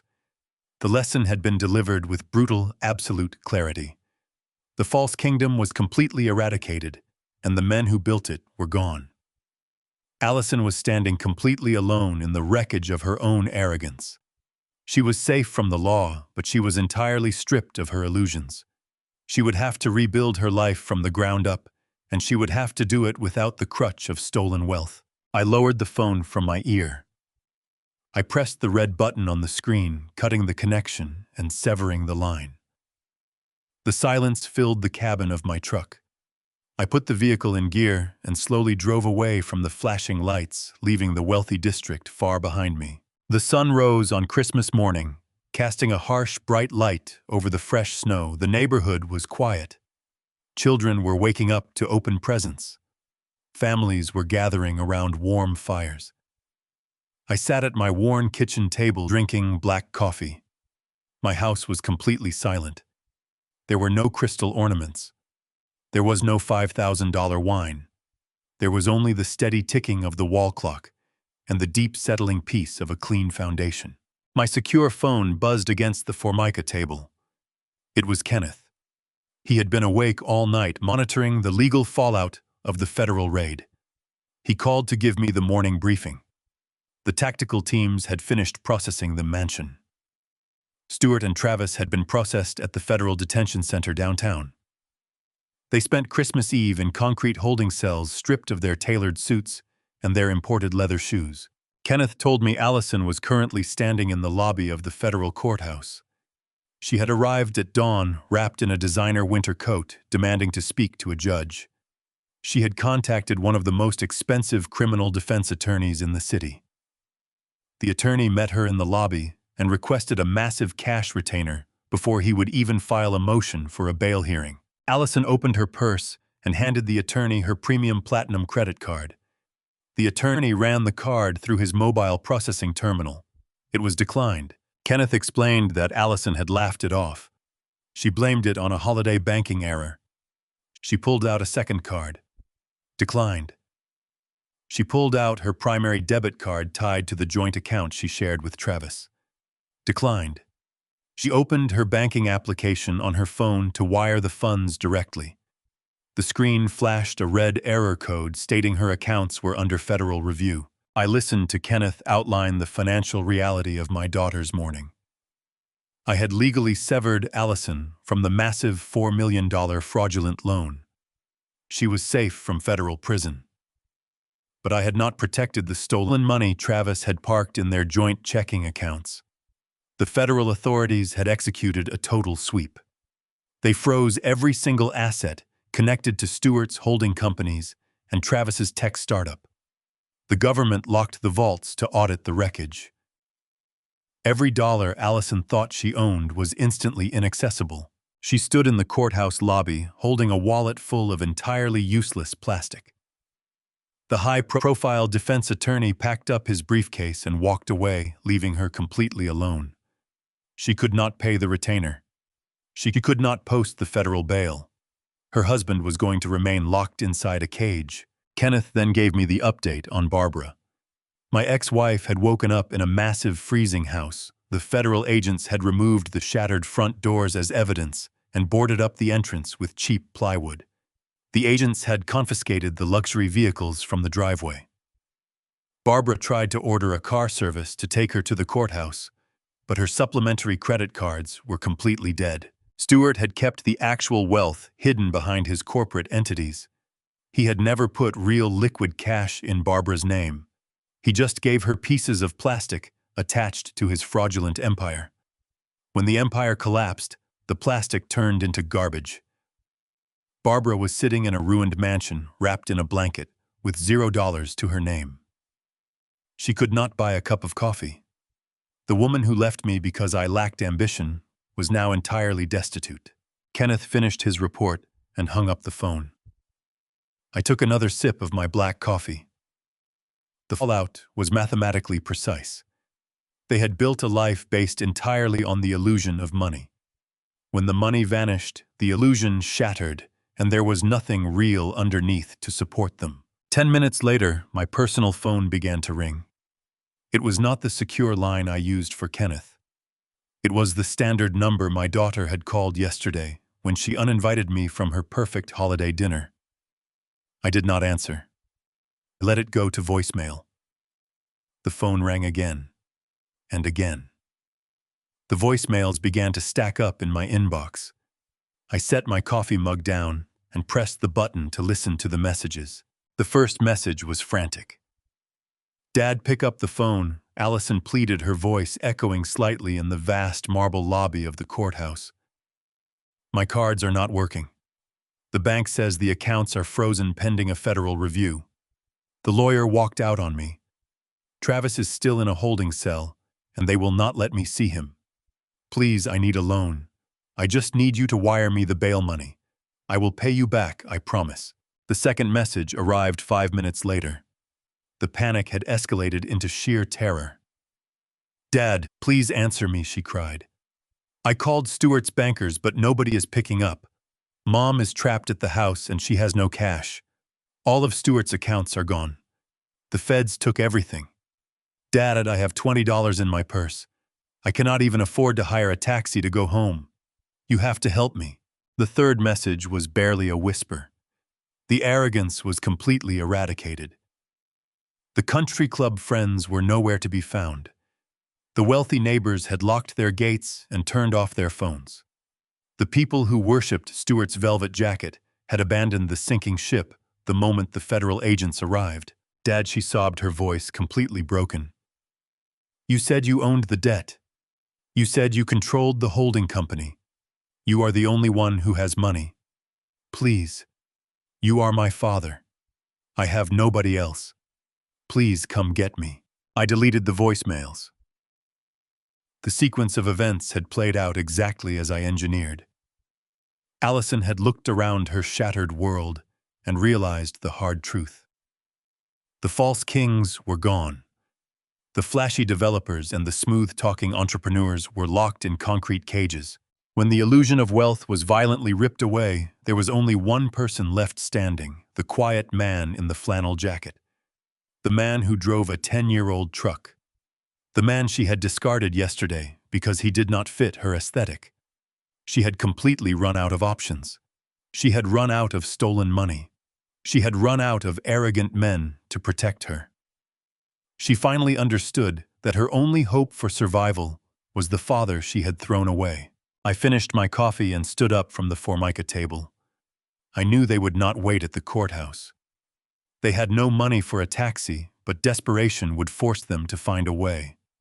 The silent adjustment had stripped them of their kingdom. Now it was driving them directly to my front porch. I washed my coffee mug in the sink and waited for the doorbell to ring. The doorbell rang at exactly 2 o'clock in the afternoon. It was a simple two-tone chime that echoed through my quiet house. I did not rush to answer it. I stood up from my kitchen table, smoothed out the wrinkles in my flannel shirt, and walked slowly down the hallway. Through the narrow glass pane beside the front door, I saw them standing on my frozen porch. Allison was shivering violently. She was still wearing the silk dress from the night before, but it was crumpled and stained at the hem. A heavy wool coat was draped over her shoulders. Beside her stood Barbara. My ex-wife looked like a woman who had aged 10 years overnight. Her perfectly styled hair was flattened by the wind, and her expensive makeup was smudged around her eyes. They had clearly taken a city bus. The nearest stop was 3 blocks away, and their designer shoes were soaked in dirty gray slush. I unlocked the deadbolt and pulled the door open. A blast of bitter winter air rushed into the foyer. Neither of them said Merry Christmas. They did not apologize for showing up unannounced. The illusion of their wealth had been stripped away, but the toxic entitlement remained firmly embedded in their bones. Barbara pushed past the threshold before I even invited her inside. "Lawrence," she barked, her voice hoarse and trembling with rage. "Tell me this is some kind of sick joke. Tell me you did not orchestrate this nightmare." I stood my ground, blocking Allison from following her mother into the hallway. I looked down at my daughter. Her eyes were red and swollen. She hugged her coat tighter around her trembling frame. "Dad," she whispered, her teeth chattering from the cold. "Please let us in." The bank took everything. We had to scrape together quarters from the bottom of my purse just to pay the bus fare. I looked at the woman who had uninvited me from her holiday dinner exactly 24 hours ago because my boots did not match her aesthetic. Now her imported leather shoes were ruined by street salt, and she was begging for shelter in the very house she despised. I stepped back and allowed Allison to enter.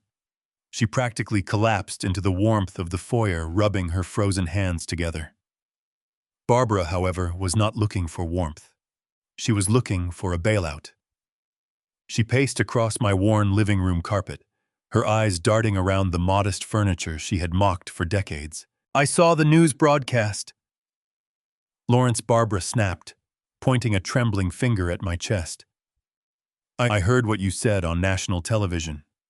If you really own the debt, if you really have millions of dollars sitting in anonymous trusts, you need to fix this right now. Stewart is sitting in a federal holding cell. His blood pressure medication is at the house, and they will not let me go back inside to get it." Allison nodded frantically, moving to stand beside her mother. "Dad, the public defender they assigned to Travis is useless. He told me the feds have an airtight case for wire fraud and international routing. He said Travis is looking at 20 years. We need real representation." I crossed my arms and watched them. They had just watched their husbands get hauled away for massive corporate theft. They had watched their fake empire crumble. Yet they stood in my living room demanding that I open my wallet to save the very men who had lied to them. "You have the money, Dad," Allison pleaded, stepping toward me. "You bought my house. You own the lending firm. You can afford to hire the best criminal defense attorneys in the state. You can get them out on bail." Barbara stepped closer, her eyes wide with a manic, desperate energy. Stewart is a good man, Lawrence. High as a provider. He just got caught up in a bad market cycle. And Travis is just a young entrepreneur who trusted the wrong people. You cannot just let them rot in a federal prison. You have to hire lawyers. You have to write the checks to get them out today. I looked at my ex-wife. She was completely delusional. She was clinging to the false king even as the federal government was seizing his crown. She still believed that money could solve any problem, and she assumed that because I had money, I was obligated to solve hers. You want me to hire legal defense teams for the men who committed federal fraud? I asked, my voice perfectly calm. Yes. Barbara demanded, her voice rising to a frantic shout. You owe us that much. You hid your wealth from us all these years, Lawrence. You let me live on a modest alimony while you hoarded hundreds of millions of dollars. You let your own daughter struggle to pay her bills. The least you can do is use that hoarded wealth to save our family today. The audacity of her demand hung in the quiet air of my living room. She was actually blaming me. She was blaming my silence for her husband's criminal behavior. She was twisting the narrative, attempting to make me the villain because I chose to build a real foundation while she chose to chase a mirage. Allison grabbed my sleeve, her grip desperate and tight. Dad, please. I will do anything. I will pay you back every single penny. I will work for the rest of my life. Just get Travis out of that cage. He is my husband. I love him. I looked down at my daughter's hand clutching my flannel jacket. I felt no anger. I felt a profound, cold clarity. They still did not understand the sheer magnitude of the devastation. They still thought this was a simple misunderstanding that could be erased with a large enough check. They thought the men they married were victims of circumstance. They needed to see the truth. They needed to see exactly how little they mattered to the men they were currently begging me to save. I gently pulled my arm away from Allison's grasp. I did not raise my voice. I did not yell at them to leave. I turned around and walked toward my modest kitchen. Take your boots off, I said without looking back. Hang your coats by the door. Barbara let out a frustrated sigh. Lawrence, this is no time to worry about your cheap carpets. We need to go to the bank. I stopped at the edge of the kitchen and turned to face them. My expression was completely Take your boots off, I repeated the command, leaving no room for argument. And come sit at my table. I am not going to the bank. I am not writing a check. But I am going to show you exactly why the men you want me to save belong in a concrete cell. Allison quickly kicked off her ruined shoes and hung up her coat. She nudged her mother to do the same. They walked into my kitchen, their stocking feet padding softly across the linoleum floor.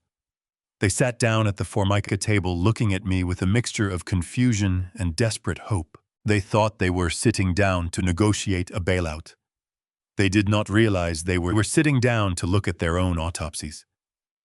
I walked down the hall to my study and unlocked the floor safe. I pulled out the heavy leather ledgers Kenneth had left with me. I carried the physical proof of their destruction back to the kitchen, placing the massive stack of documents directly in the center of the table.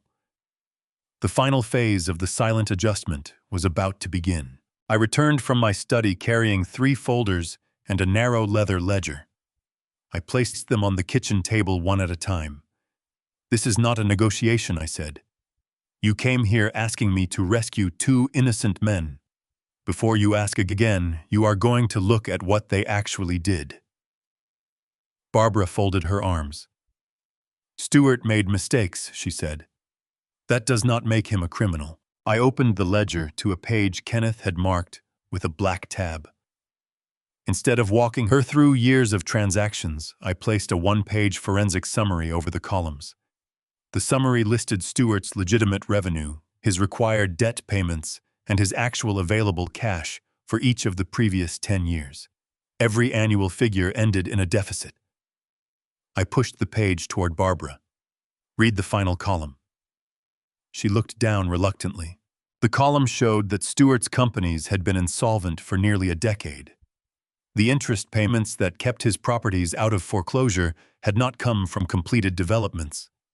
They came from new investor deposits and unauthorized transfers between shell companies. Barbara shook her head. He owned the downtown plaza. I opened the first folder and removed the property schedule. The schedule listed every major building Stewart had publicly claimed as part of his empire. Beside each address was the actual owner, the primary lien holder, the outstanding debt, and Stewart's remaining equity. The number beside his name was 0. I tapped the downtown plaza entry. Horizon Trust holds the controlling debt. Stewart rented the top floor and placed his name on the lobby. He never owned the building. Barbara stared at the page. Her lips moved, but no sound came out. I placed a second document beside it.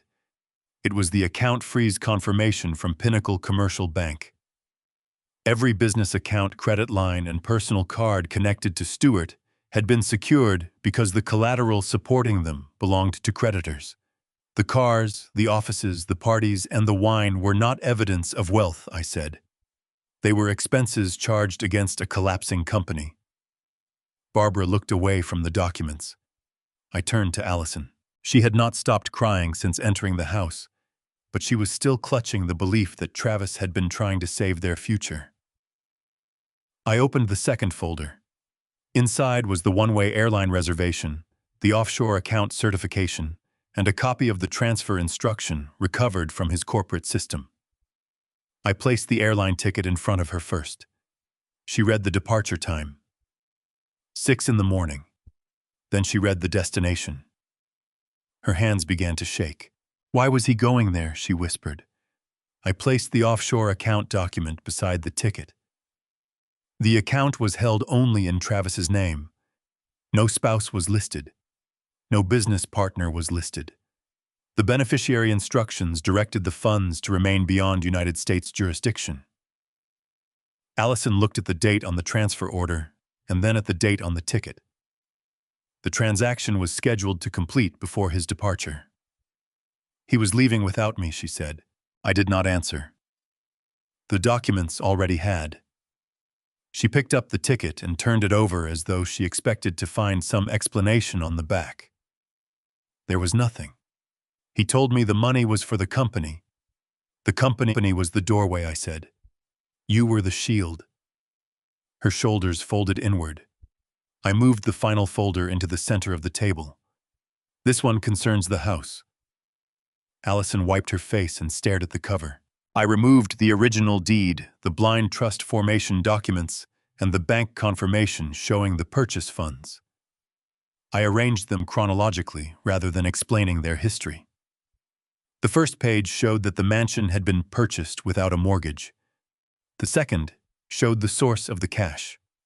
The third identified the controlling entity, the Bennett Trust. Allison read the name twice. Bennett was Grandma's maiden name, she said. Yes. Her eyes moved to the wire confirmation. The funds had originated from one of my holding companies. Stewart's shell company appeared only as an administrative intermediary. It had contributed no money to the transaction. He told me he paid the down payment. He signed a letter allowing himself to be presented as the sponsor, I said. He never transferred $1. Allison looked from the documents to me. Why would you let him take the credit? Because 7 years ago you called me crying and said you were about to lose the house you wanted. I cared more about making sure you had somewhere safe to live than I cared about whose name you thanked. Her face twisted with shame. I thought staying anonymous would keep money from changing our relationship. I continued. Instead, my silence allowed Stewart to build your loyalty using property he did not buy. I pointed to the ownership clause in the trust. The house was placed in your name for your protection. It was never Stewart's gift. It was never Travis's achievement. It was something I provided quietly because you were my daughter. Allison pressed both hands against her face. Barbara remained perfectly still, staring at the property schedule and the trust documents. The devastation on her face was different from Allison's. Allison was confronting betrayal. Barbara was calculating loss.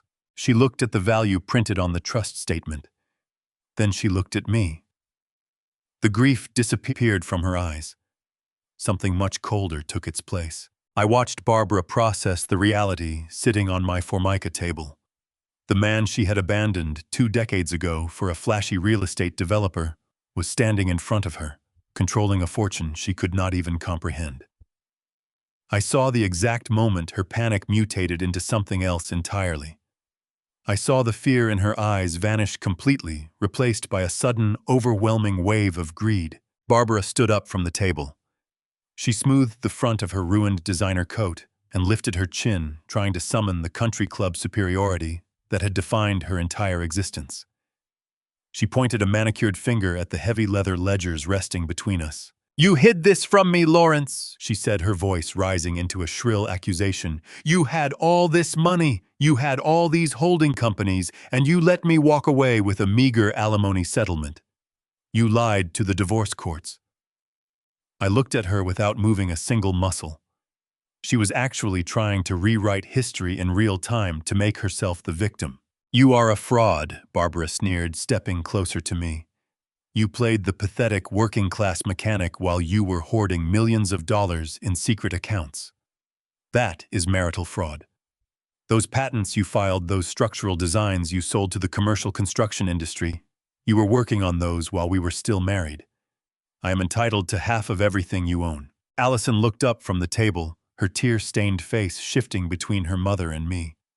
I could see the desperate hope flashing in my daughter's eyes. She was praying her mother had found a legal loophole, a way to force my hand and secure the financial bailout they so desperately wanted. "I am calling my attorney right now," Barbara declared, reaching into her purse with trembling hands. "I am going to reopen our divorce settlement.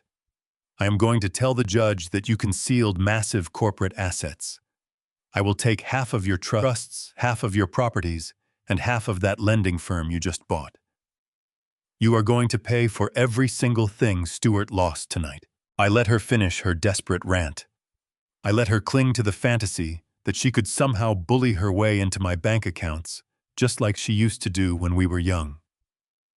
I let the silence stretch for a long moment before I completely dismantled her. I told Barbara to put her phone away. I told her she was not going to call a lawyer because any competent attorney in the state would laugh her out of their office. I leaned against the kitchen counter and looked my ex-wife directly in the eyes. I reminded her of exactly how our marriage ended 20 years ago. I reminded her that she was the one who filed for a rushed, expedited divorce because she was so incredibly desperate to marry Stuart. I reminded her that Stuart had convinced her I was a dead end, holding her back from the luxury she deserved.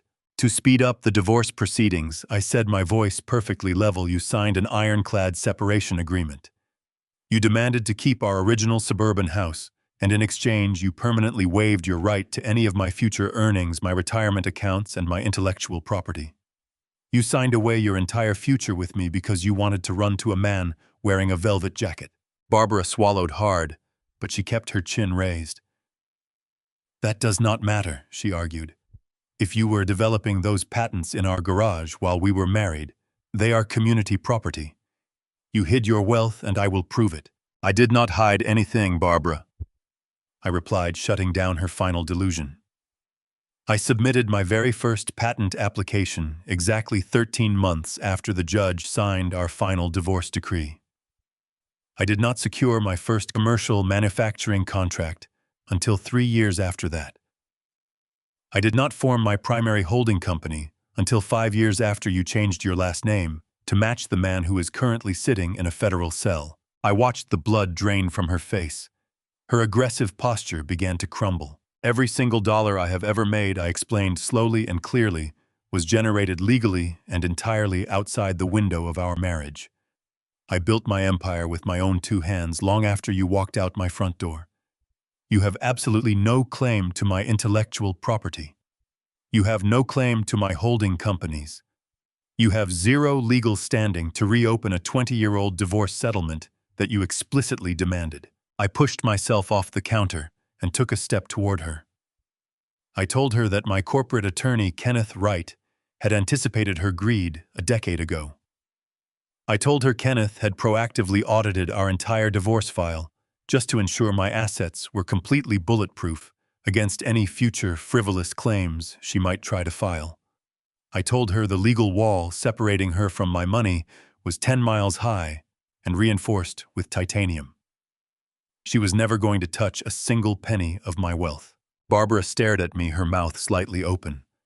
The frantic energy that had fueled her accusation completely evaporated. She realized I was not the naive young engineer she had pushed around decades ago.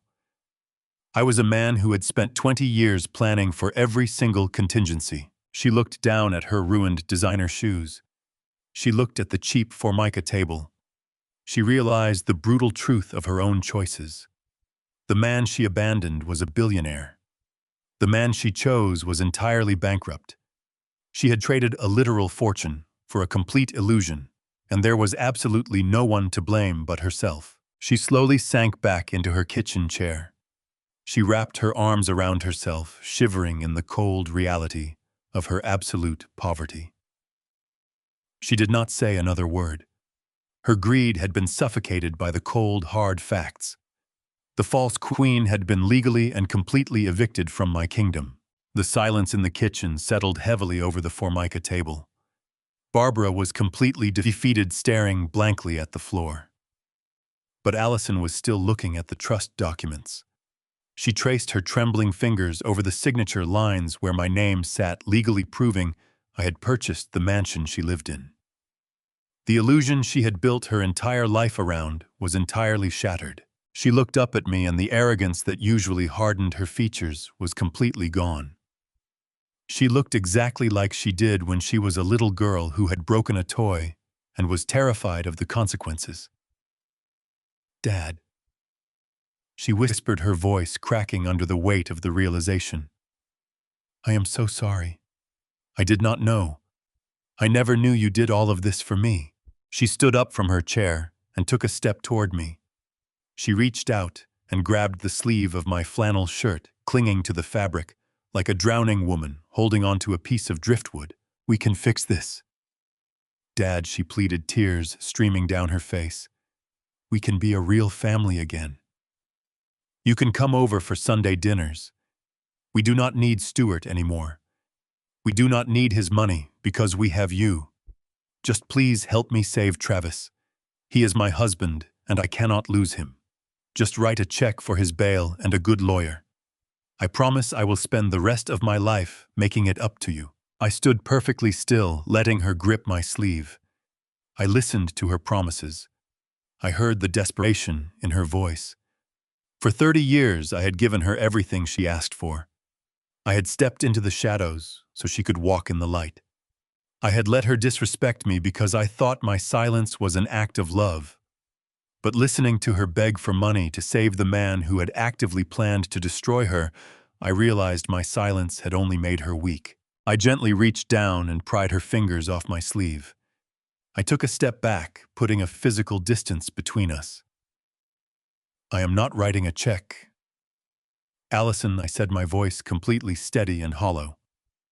"I am not hiring a defense attorney. I am not paying the federal bail for a man who tried to leave you to burn." Allison shook her head frantically. "Dad, you do not understand," she cried. "If you do not help him, he will go to federal prison. He will be locked away for decades. He made a mistake, but he was trying to build a future for us." "He was not building a future for you," I replied, cutting through her delusion with absolute precision. "He was building an escape hatch for himself." I looked at the airline ticket, the guarantor agreement, and the offshore routing summary still spread across the table between us. "You already know what he planned," I said. "The proof is sitting in front of you. I am not going to explain his betrayal a second time just because the truth is painful." Allison's fingers tightened around the edge of the table. She looked down at Travis's signature and then back at me. "Then why did the federal agents know exactly where to find him?" she asked. "Because I told them." The words stopped her breathing. I explained that Kenneth and I had delivered the complete financial record to the federal task force. We gave them the offshore routing instructions, the fraudulent loan documents, the one-way flight reservation, and the timestamps proving Travis intended to leave before dawn. I authorized the investigators to intercept the money and arrest him before he reached the airport. Allison stared at me as if she were looking at a stranger. "You sent them to my house. I sent them to stop a fugitive," I replied. "Your husband happened to be standing in your living room." She pushed herself away from the table. Her chair scraped loudly across the linoleum.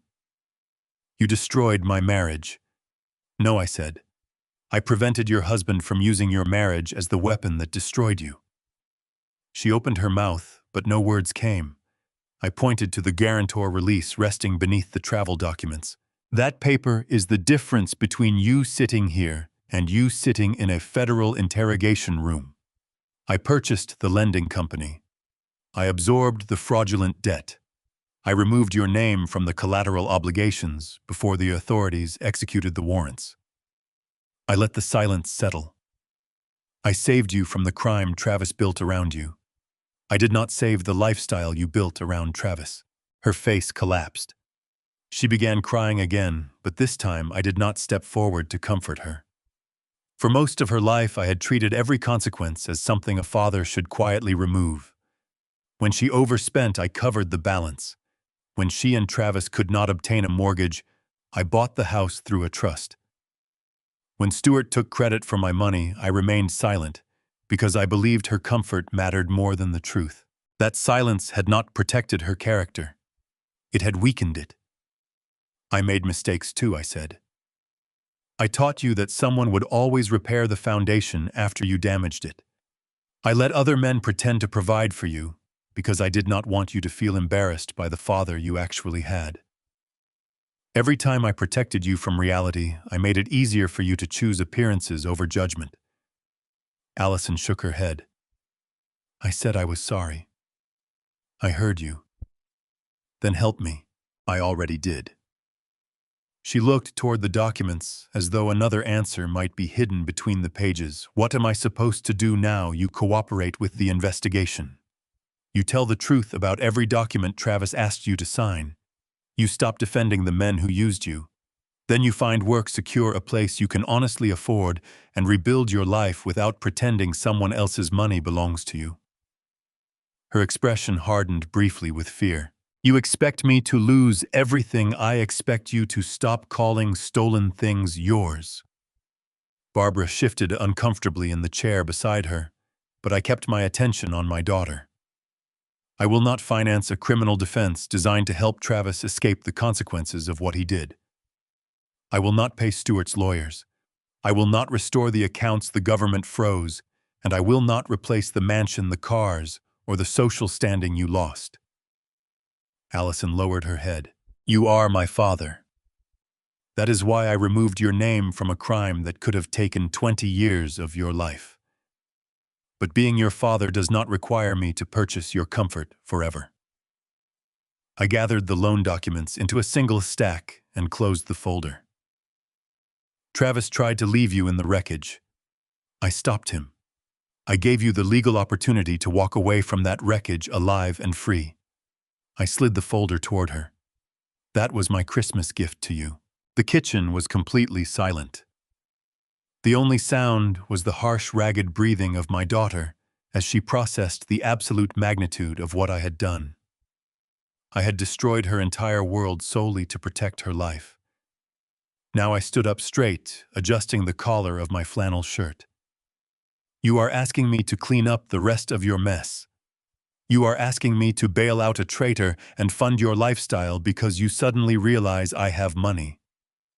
I shook my head slowly. "The silent adjustment is over," I told her. "I saved you from a prison cell, but I am not saving you from reality. You chose to marry a thief because you liked his expensive suits. You chose to worship Stuart because he threw cash at your feet. You chose to banish me from your home because my boots were too dirty for your pristine floors."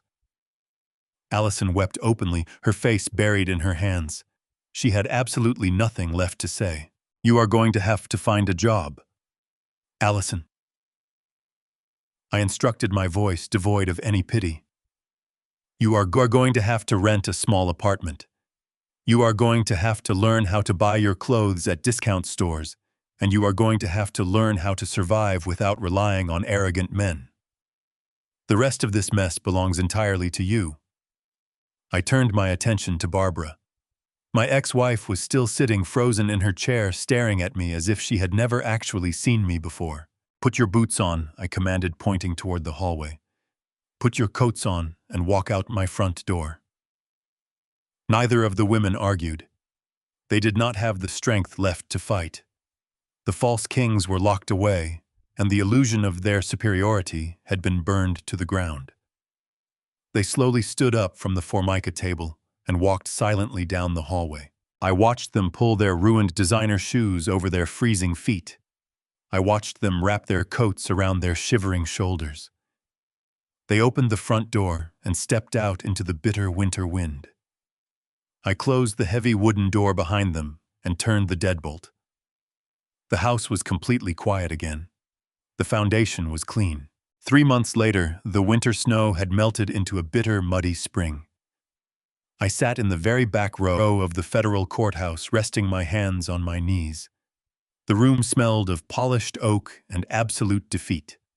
The mahogany benches were packed with defrauded investors, angry creditors, and federal prosecutors who had spent the last 90 days completely dissecting the fraudulent empire. At the front of the room stood the men who used to call themselves Titans.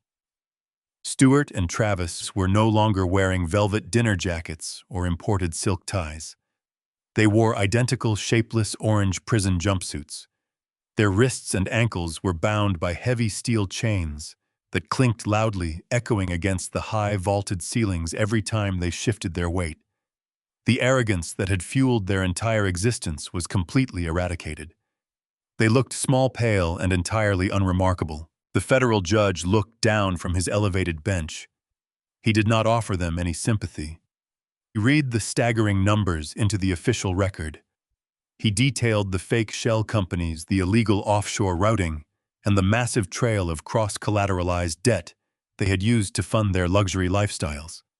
He looked directly at Stuart and told him he was a predator who had built a kingdom on the backs of honest working people. The gavel fell with a heavy wooden crack.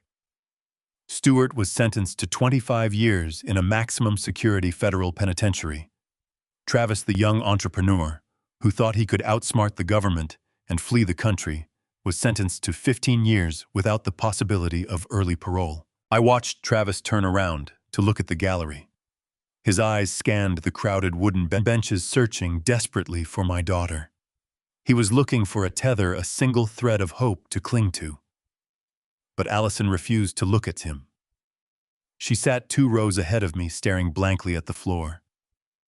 The man she had chosen over her own father was going to spend the next decade and a half locked in a concrete cage. The false kings were officially dead and buried under the full weight of federal law, but the sentencing was only the first phase of the reconstruction. The federal court ordered absolute immediate restitution. Every single asset tied to their names, every piece of property bought with stolen funds, and every luxury item housed in their estates was seized by the government to pay back the defrauded creditors. 2 weeks after the trial, I stood in the back of a freezing government liquidation warehouse. The space was massive, filled with rows of folding tables and industrial lighting. This was where the illusion of wealth came to die. Allison and Barbara were legally required to be present to sign the forfeiture releases as the auctioneers cataloged their entire lives. I watched as a man with a clipboard walked down the line, placing neon-numbered stickers on everything my ex-wife and my daughter had once used to define their worth. Lot number 42 was a row of imported leather handbags. Lot number 67 was the crystal chandelier that used to hang in the mansion. Lot number 89 was the fleet of luxury sports cars parked outside in the freezing rain. The auctioneer spoke at a rapid, relentless pace, stripping away their dignity item by item. But the most devastating moment of the afternoon did not come from the loss of the cars or the furniture. It came from a small velvet box resting on the appraisal table. Barbara had tried to hide her extensive jewelry collection, from the federal auditors, claiming it consisted of family heirlooms. The government appraisers had opened the boxes under bright magnifying lights to assess the diamonds and emeralds Stewart had showered her with over their 20-year marriage. The lead appraiser looked at Barbara and told her the entire collection was practically worthless. The massive diamond necklaces and the heavy emerald rings were nothing but high-grade cubic zirconia and colored glass. I watched my ex-wife physically collapse against the folding table. For 2 decades, she had walked around country clubs and high-end restaurants wearing what she thought was millions of dollars in precious stones. She had mocked my working-class income while wearing cheap colored glass around her neck. Stewart had been quietly bankrupt for years. He had been buying her fake jewelry to maintain the illusion of his massive wealth while he secretly bled his accounts dry. Barbara wept openly in the cold warehouse. She was not just mourning the loss of the money. She was mourning the absolute humiliation of realizing her entire marriage, her entire personality, was built on cheap glass and empty promises. By the end of the day, the federal government had stripped them down to the bare wood. They were allowed to keep their personal clothing and a few basic necessities. Everything else was sold to the highest bidder. The gated mansion was officially foreclosed and permanently absorbed by my holding company. I gave the eviction notice directly to the federal marshals. Allison and Barbara were given exactly 48 hours to pack their remaining belongings into black garbage bags and vacate the premises. They had no savings. They had no secret accounts. They had absolutely nothing left to hide behind. With the meager funds they managed to scrape together, from pawning their remaining electronic devices, they rented a cramped 2-bedroom apartment on the extreme outer edge of the city. It was a decaying industrial neighborhood where the streetlights buzzed with cheap electricity and the sidewalks were cracked and uneven. I drove my truck past their new building a few days later just to see the foundation they now had to build on. The apartment complex was a brutalist block of faded gray concrete. A flickering neon sign from a convenience store across the street cast a harsh red glow against their second-floor window. There were no manicured hedges. There were no private security patrols to keep the reality of the world away from their front door. They had to carry their black garbage bags up 2 flights of narrow, stained concrete stairs. They had to sleep in small, drafty rooms where the sound of highway traffic echoed through the thin walls all night long. The luxury cars were replaced by a bus schedule. The private chefs were replaced by cheap groceries bought on a strict budget. I parked my truck across the street and looked up at their window. I did not feel a sense of cruel victory. I felt the deep settling peace of mathematical equilibrium. The universe has a way of balancing the scales. You cannot build a castle out of stolen money and expect the walls to hold. You cannot treat people like disposable garbage and expect loyalty when the storm hits. They were finally living in the exact reality they had spent their entire lives running away from. The aesthetic was gone. The velvet jackets were gone. The $5,000 wine was gone. They were completely stripped of the facade, forced to wake up every single morning and look at the bare, unpainted truth of their own choices. The silent adjustment had wiped the slate completely clean. Now they had to learn how to survive in the real world. The morning air was bitterly cold, and the sky was still a bruised, dark purple. It was barely 6 in the morning. I parked my truck near the corner of the industrial park and watched as my daughter stepped off the city bus. For 30 years, I had woken up in that exact same darkness to build the financial foundation she had so casually taken for granted. Now she was learning the exact physical weight of that morning darkness. She was not wearing imported silk or designer heels. She wore a heavy practical wool coat she had purchased from a discount store and thick rubber boots designed to handle the icy slush of the factory district. The transition had been brutal and mathematically absolute. Kenneth had kept me updated on her employment status. After the federal raid, Allison had tried to leverage her old country club connections to find a comfortable corporate job. She called the wives of the executives she used to drink expensive wine with. She sent her resume to the luxury boutiques and the high-end real estate firms. Every single door slammed shut in her face. The public scandal of the federal indictments made her name completely radioactive in the wealthy districts. The people who used to attend her lavish parties now pretended they did not even know who she was. Desperation and the threat of eviction finally drove her to the gritty side of the city. She applied for a job as a front desk receptionist at a low-end freight logistics firm. It was a cinder-block building surrounded by a massive chain-link fence and a fleet of heavy diesel trucks. The logistics firm was a brutal, unforgiving environment. It was filled with the constant, deafening roar of engines, the smell of exhaust, and men who worked grueling physical labor.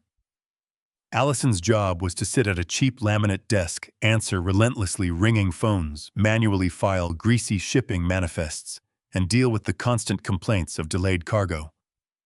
She was no longer the queen of a gated mansion. She was a minimum wage employee at the absolute bottom of the corporate ladder. I knew the manager of the freight yard was a gruff, demanding man who did not care about her past zip code. He did not care about the velvet jackets or the crystal ornaments she used to surround herself with. He only cared if the paperwork was filed accurately and if the phones were answered by the second ring. During her first few weeks, Allison tried to maintain her arrogant facade. Kenneth told me she attempted to speak to the truck drivers and the warehouse workers with that same polished condescension she used to direct at me. She tried to act like she was temporarily inconvenienced royalty, surrounded by peasants. But the men hauling heavy freight for 12 hours a day had absolutely zero tolerance for a receptionist with a superiority complex. They completely ignored her attitude. They dropped dirty manifests onto her desk, smudging her paperwork, and demanded she do her job. When she complained to the yard manager about the lack of respect, he told her she had exactly two choices. She could either file the delivery routes, or she could pack up her desk and find another minimum wage job in the freezing cold. She had no financial safety net. She had no stolen money to fall back on. Barbara was absolutely useless, refusing to look for work and spending all day sitting in their cramped apartment, complaining about the loss of her luxury life. The entire burden of their basic survival rested squarely on Allison's shoulders. She swallowed her pride, picked up her pen, and filed the dirty manifests. I sat in my truck across the street from the freight yard one rainy Tuesday afternoon, just observing the reality of her new life. I could see her through the front window of the small cinder-block office. The harsh fluorescent lights overhead cast a sickly pale glow over the room. She was sitting in a cheap office chair, pressing a telephone receiver to her ear. A frustrated logistics client was clearly yelling at her through the line. A massive stack of disorganized files sat in front of her. She looked physically and mentally exhausted. Her shoulders were slumped. The rigid, perfect posture she used to parade around the country club was completely gone. She was carrying the heavy, exhausting burden of actual relentless labor. I watched her apologize to the client on the phone, her voice lacking any trace of arrogance. She hung up the receiver and immediately began sorting through the towering pile of paperwork. She rubbed her temples, closing her eyes for a brief moment of respite before the phone began to ring again. The reality of the working class was systematically dismantling her ego. She was finally experiencing the sheer exhaustion of trading her hours and her physical energy for a meager paycheck that barely covered the rent. She was learning what it felt like to be treated as invisible, to be viewed simply as a function rather than a person of high status. When her 12-hour shift finally ended, she walked out of the cinder-block building into the freezing winter rain. She did not have a luxury sports car waiting for her in a heated garage. She walked to the uncovered bus stop at the corner of the industrial park. I watched her stand in the icy downpour. She did not look at her phone. She did not complain to anyone. She just stood there shivering, waiting for her long ride back to the cramped concrete apartment building where the streetlights buzzed with cheap electricity. I knew exactly what was happening inside her mind as she stood in the freezing rain. The blisters on her feet from walking across the concrete floors and the disrespect she swallowed from angry managers were holding up a harsh, undeniable mirror to her past behavior. She was remembering the times she mocked my work boots. She was remembering the times she told me my flannel shirts were an embarrassment. She was realizing that the thrift store aesthetic she had so viciously despised was not a lack of ambition. It was the uniform of honest survival. It was the armor of the people who actually kept the world running, while the arrogant men in velvet jackets stole the credit. The false pride was washing away in the cold rain. The entitlement was being crushed under the weight of honest, grueling labor. She was finally understanding the true cost of her arrogance. She was realizing that the father she had banished to the shadows was the only man who had ever truly provided a stable foundation for her to stand on. I watched the city bus pull up to the curb, splashing icy water against the pavement. Allison boarded the bus, dropping her exact change into the fare box. She walked down the narrow aisle and took a seat near the back, resting her tired head against the cold glass window. She was entirely alone. But as I started my truck and drove away from the industrial park, I felt a profound sense of peace. The illusion was dead. The ego was broken. For the first time in her entire adult life, my daughter was standing on solid ground. The reconstruction had officially begun. The winter snow had completely surrendered to the relentless heat of summer by the time the final legal documents were prepared. I sat in Kenneth Wright's pristine office looking at the last stack of paperwork required to completely liquidate the seized assets. The federal government had finished their exhaustive audits. They had extracted every ounce of restitution required to pay back the defrauded investors, the angry creditors, and the broken businesses. Whatever was left of the holding companies, the physical properties, and the commercial land deeds officially belonged to me. Kenneth slid the final transfer agreement across the polished mahogany table. It was the deed to the towering glass structure on the corner of 5th and Main. The flagship corporate building where Stewart had rented the entire top floor just to look down on the city. The building where the federal agents had shattered the golden logo on Christmas Eve. I picked up the heavy gold pen and signed my name. With that single stroke of dark ink, the last remaining physical monument to Stewart's massive ego became my absolute personal property. Kenneth closed the file and asked me what I wanted to do with the structure.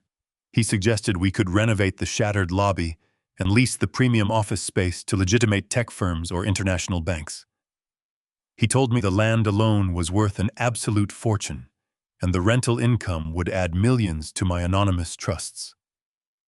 I handed the pen back to Kenneth and told him I did not want to lease the building. I told him I wanted to tear it down.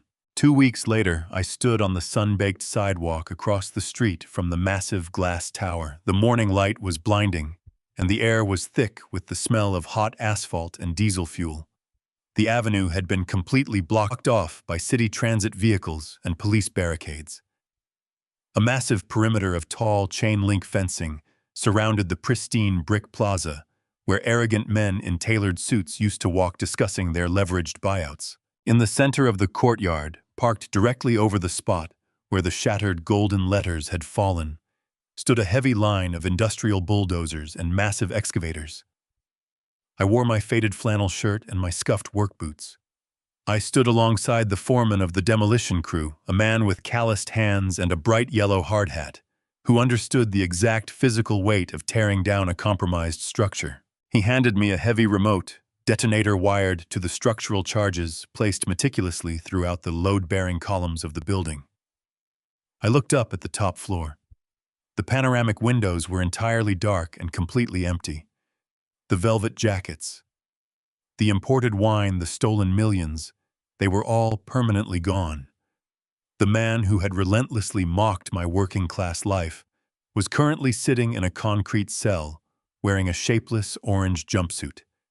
He would never see this skyline again. I pressed the heavy red button. A low, deep rumble shook the pavement beneath my boots. A rapid sequence of sharp, explosive cracks echoed through the financial district like rolling thunder. The massive glass tower shuddered violently. The load-bearing columns gave way simultaneously, causing the entire structure to collapse inward, perfectly falling upon its own footprint. A massive cloud of gray dust and pulverized concrete billowed into the bright summer sky, blocking out the sun. The deafening roar of the collapse washed over me, carrying away the last physical trace of the false king. When the dust finally began to settle across the avenue, there was nothing left but a towering pile of twisted steel and broken glass. The empire of lies was entirely erased from the map of the city. The foreman wiped the dust from his face and asked me what I planned to build in the massive empty crater. He naturally assumed I was going to construct an even taller glass tower, a new shiny monument to corporate wealth and endless greed. I looked at the twisted metal and told him we were not building a corporate tower.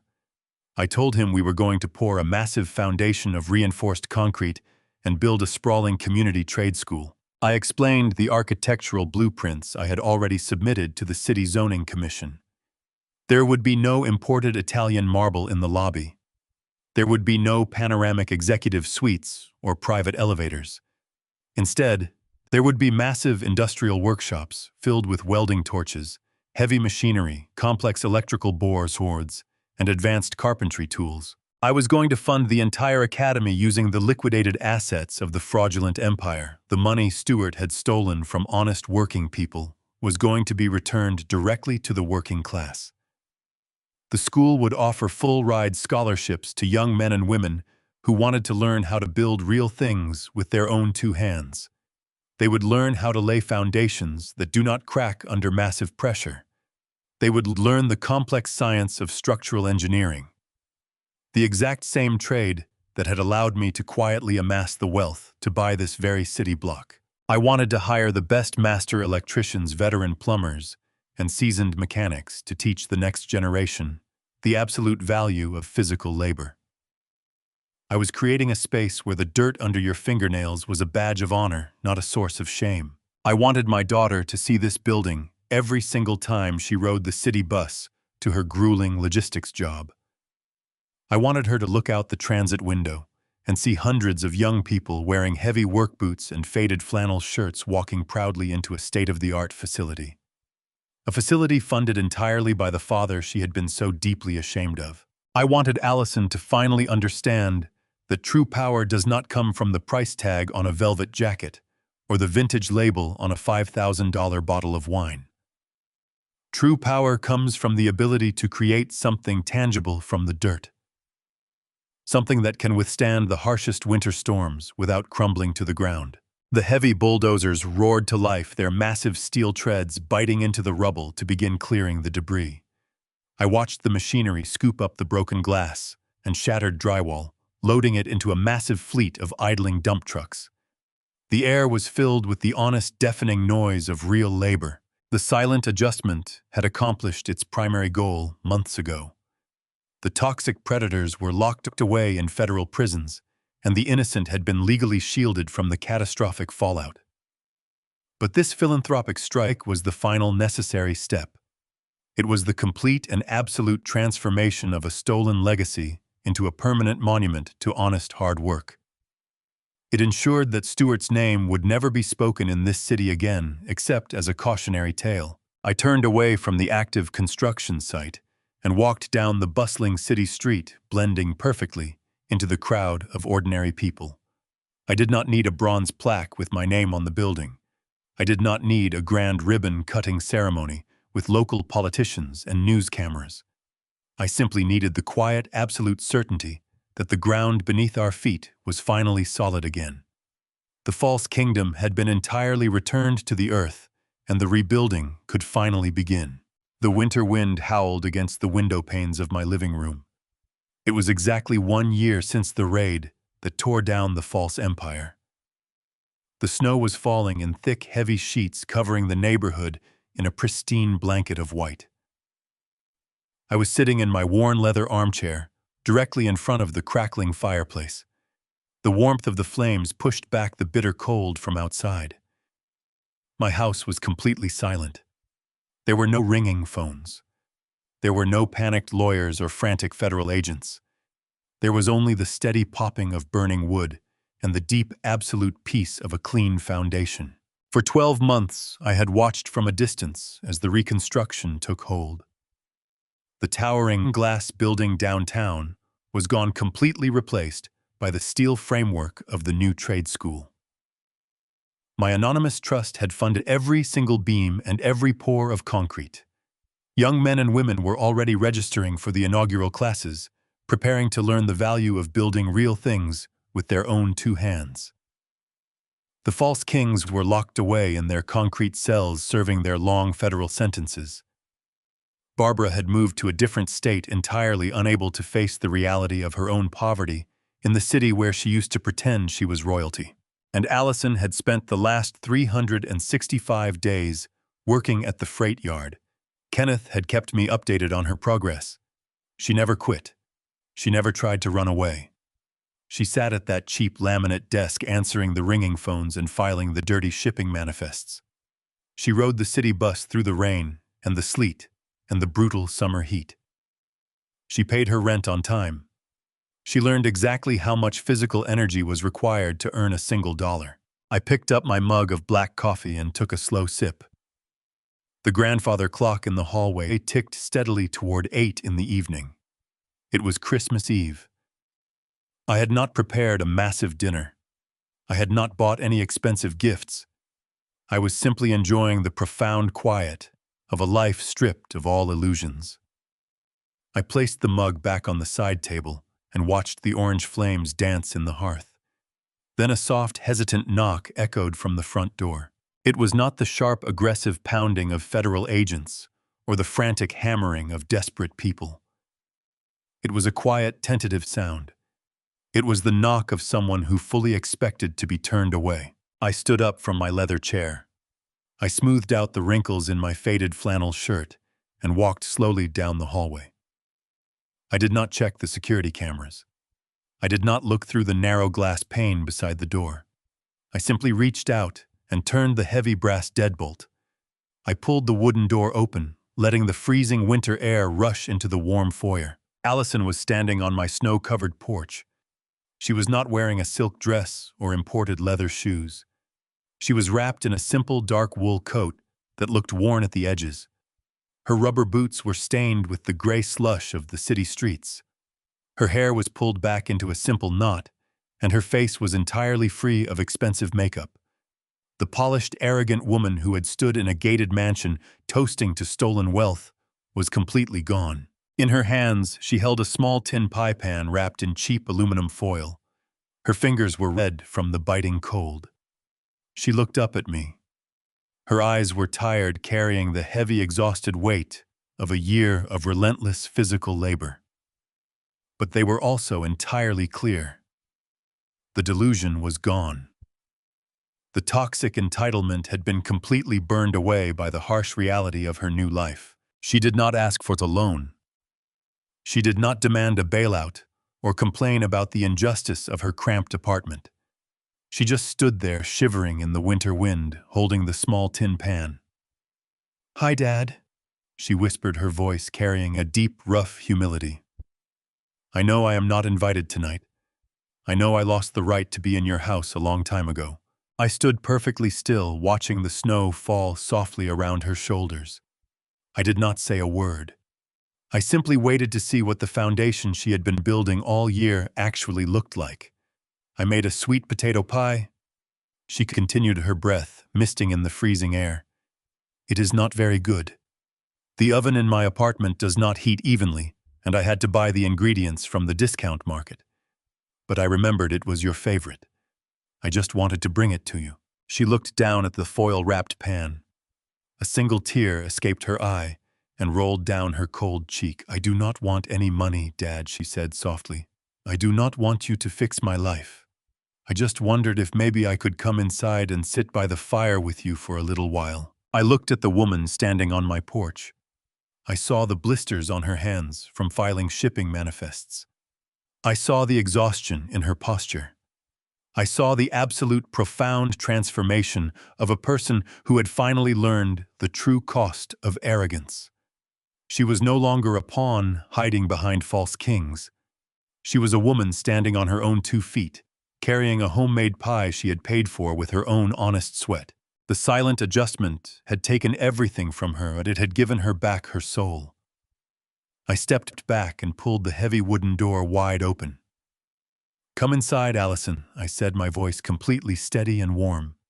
"Take your boots off and hang up your coat." She let out a choked breath.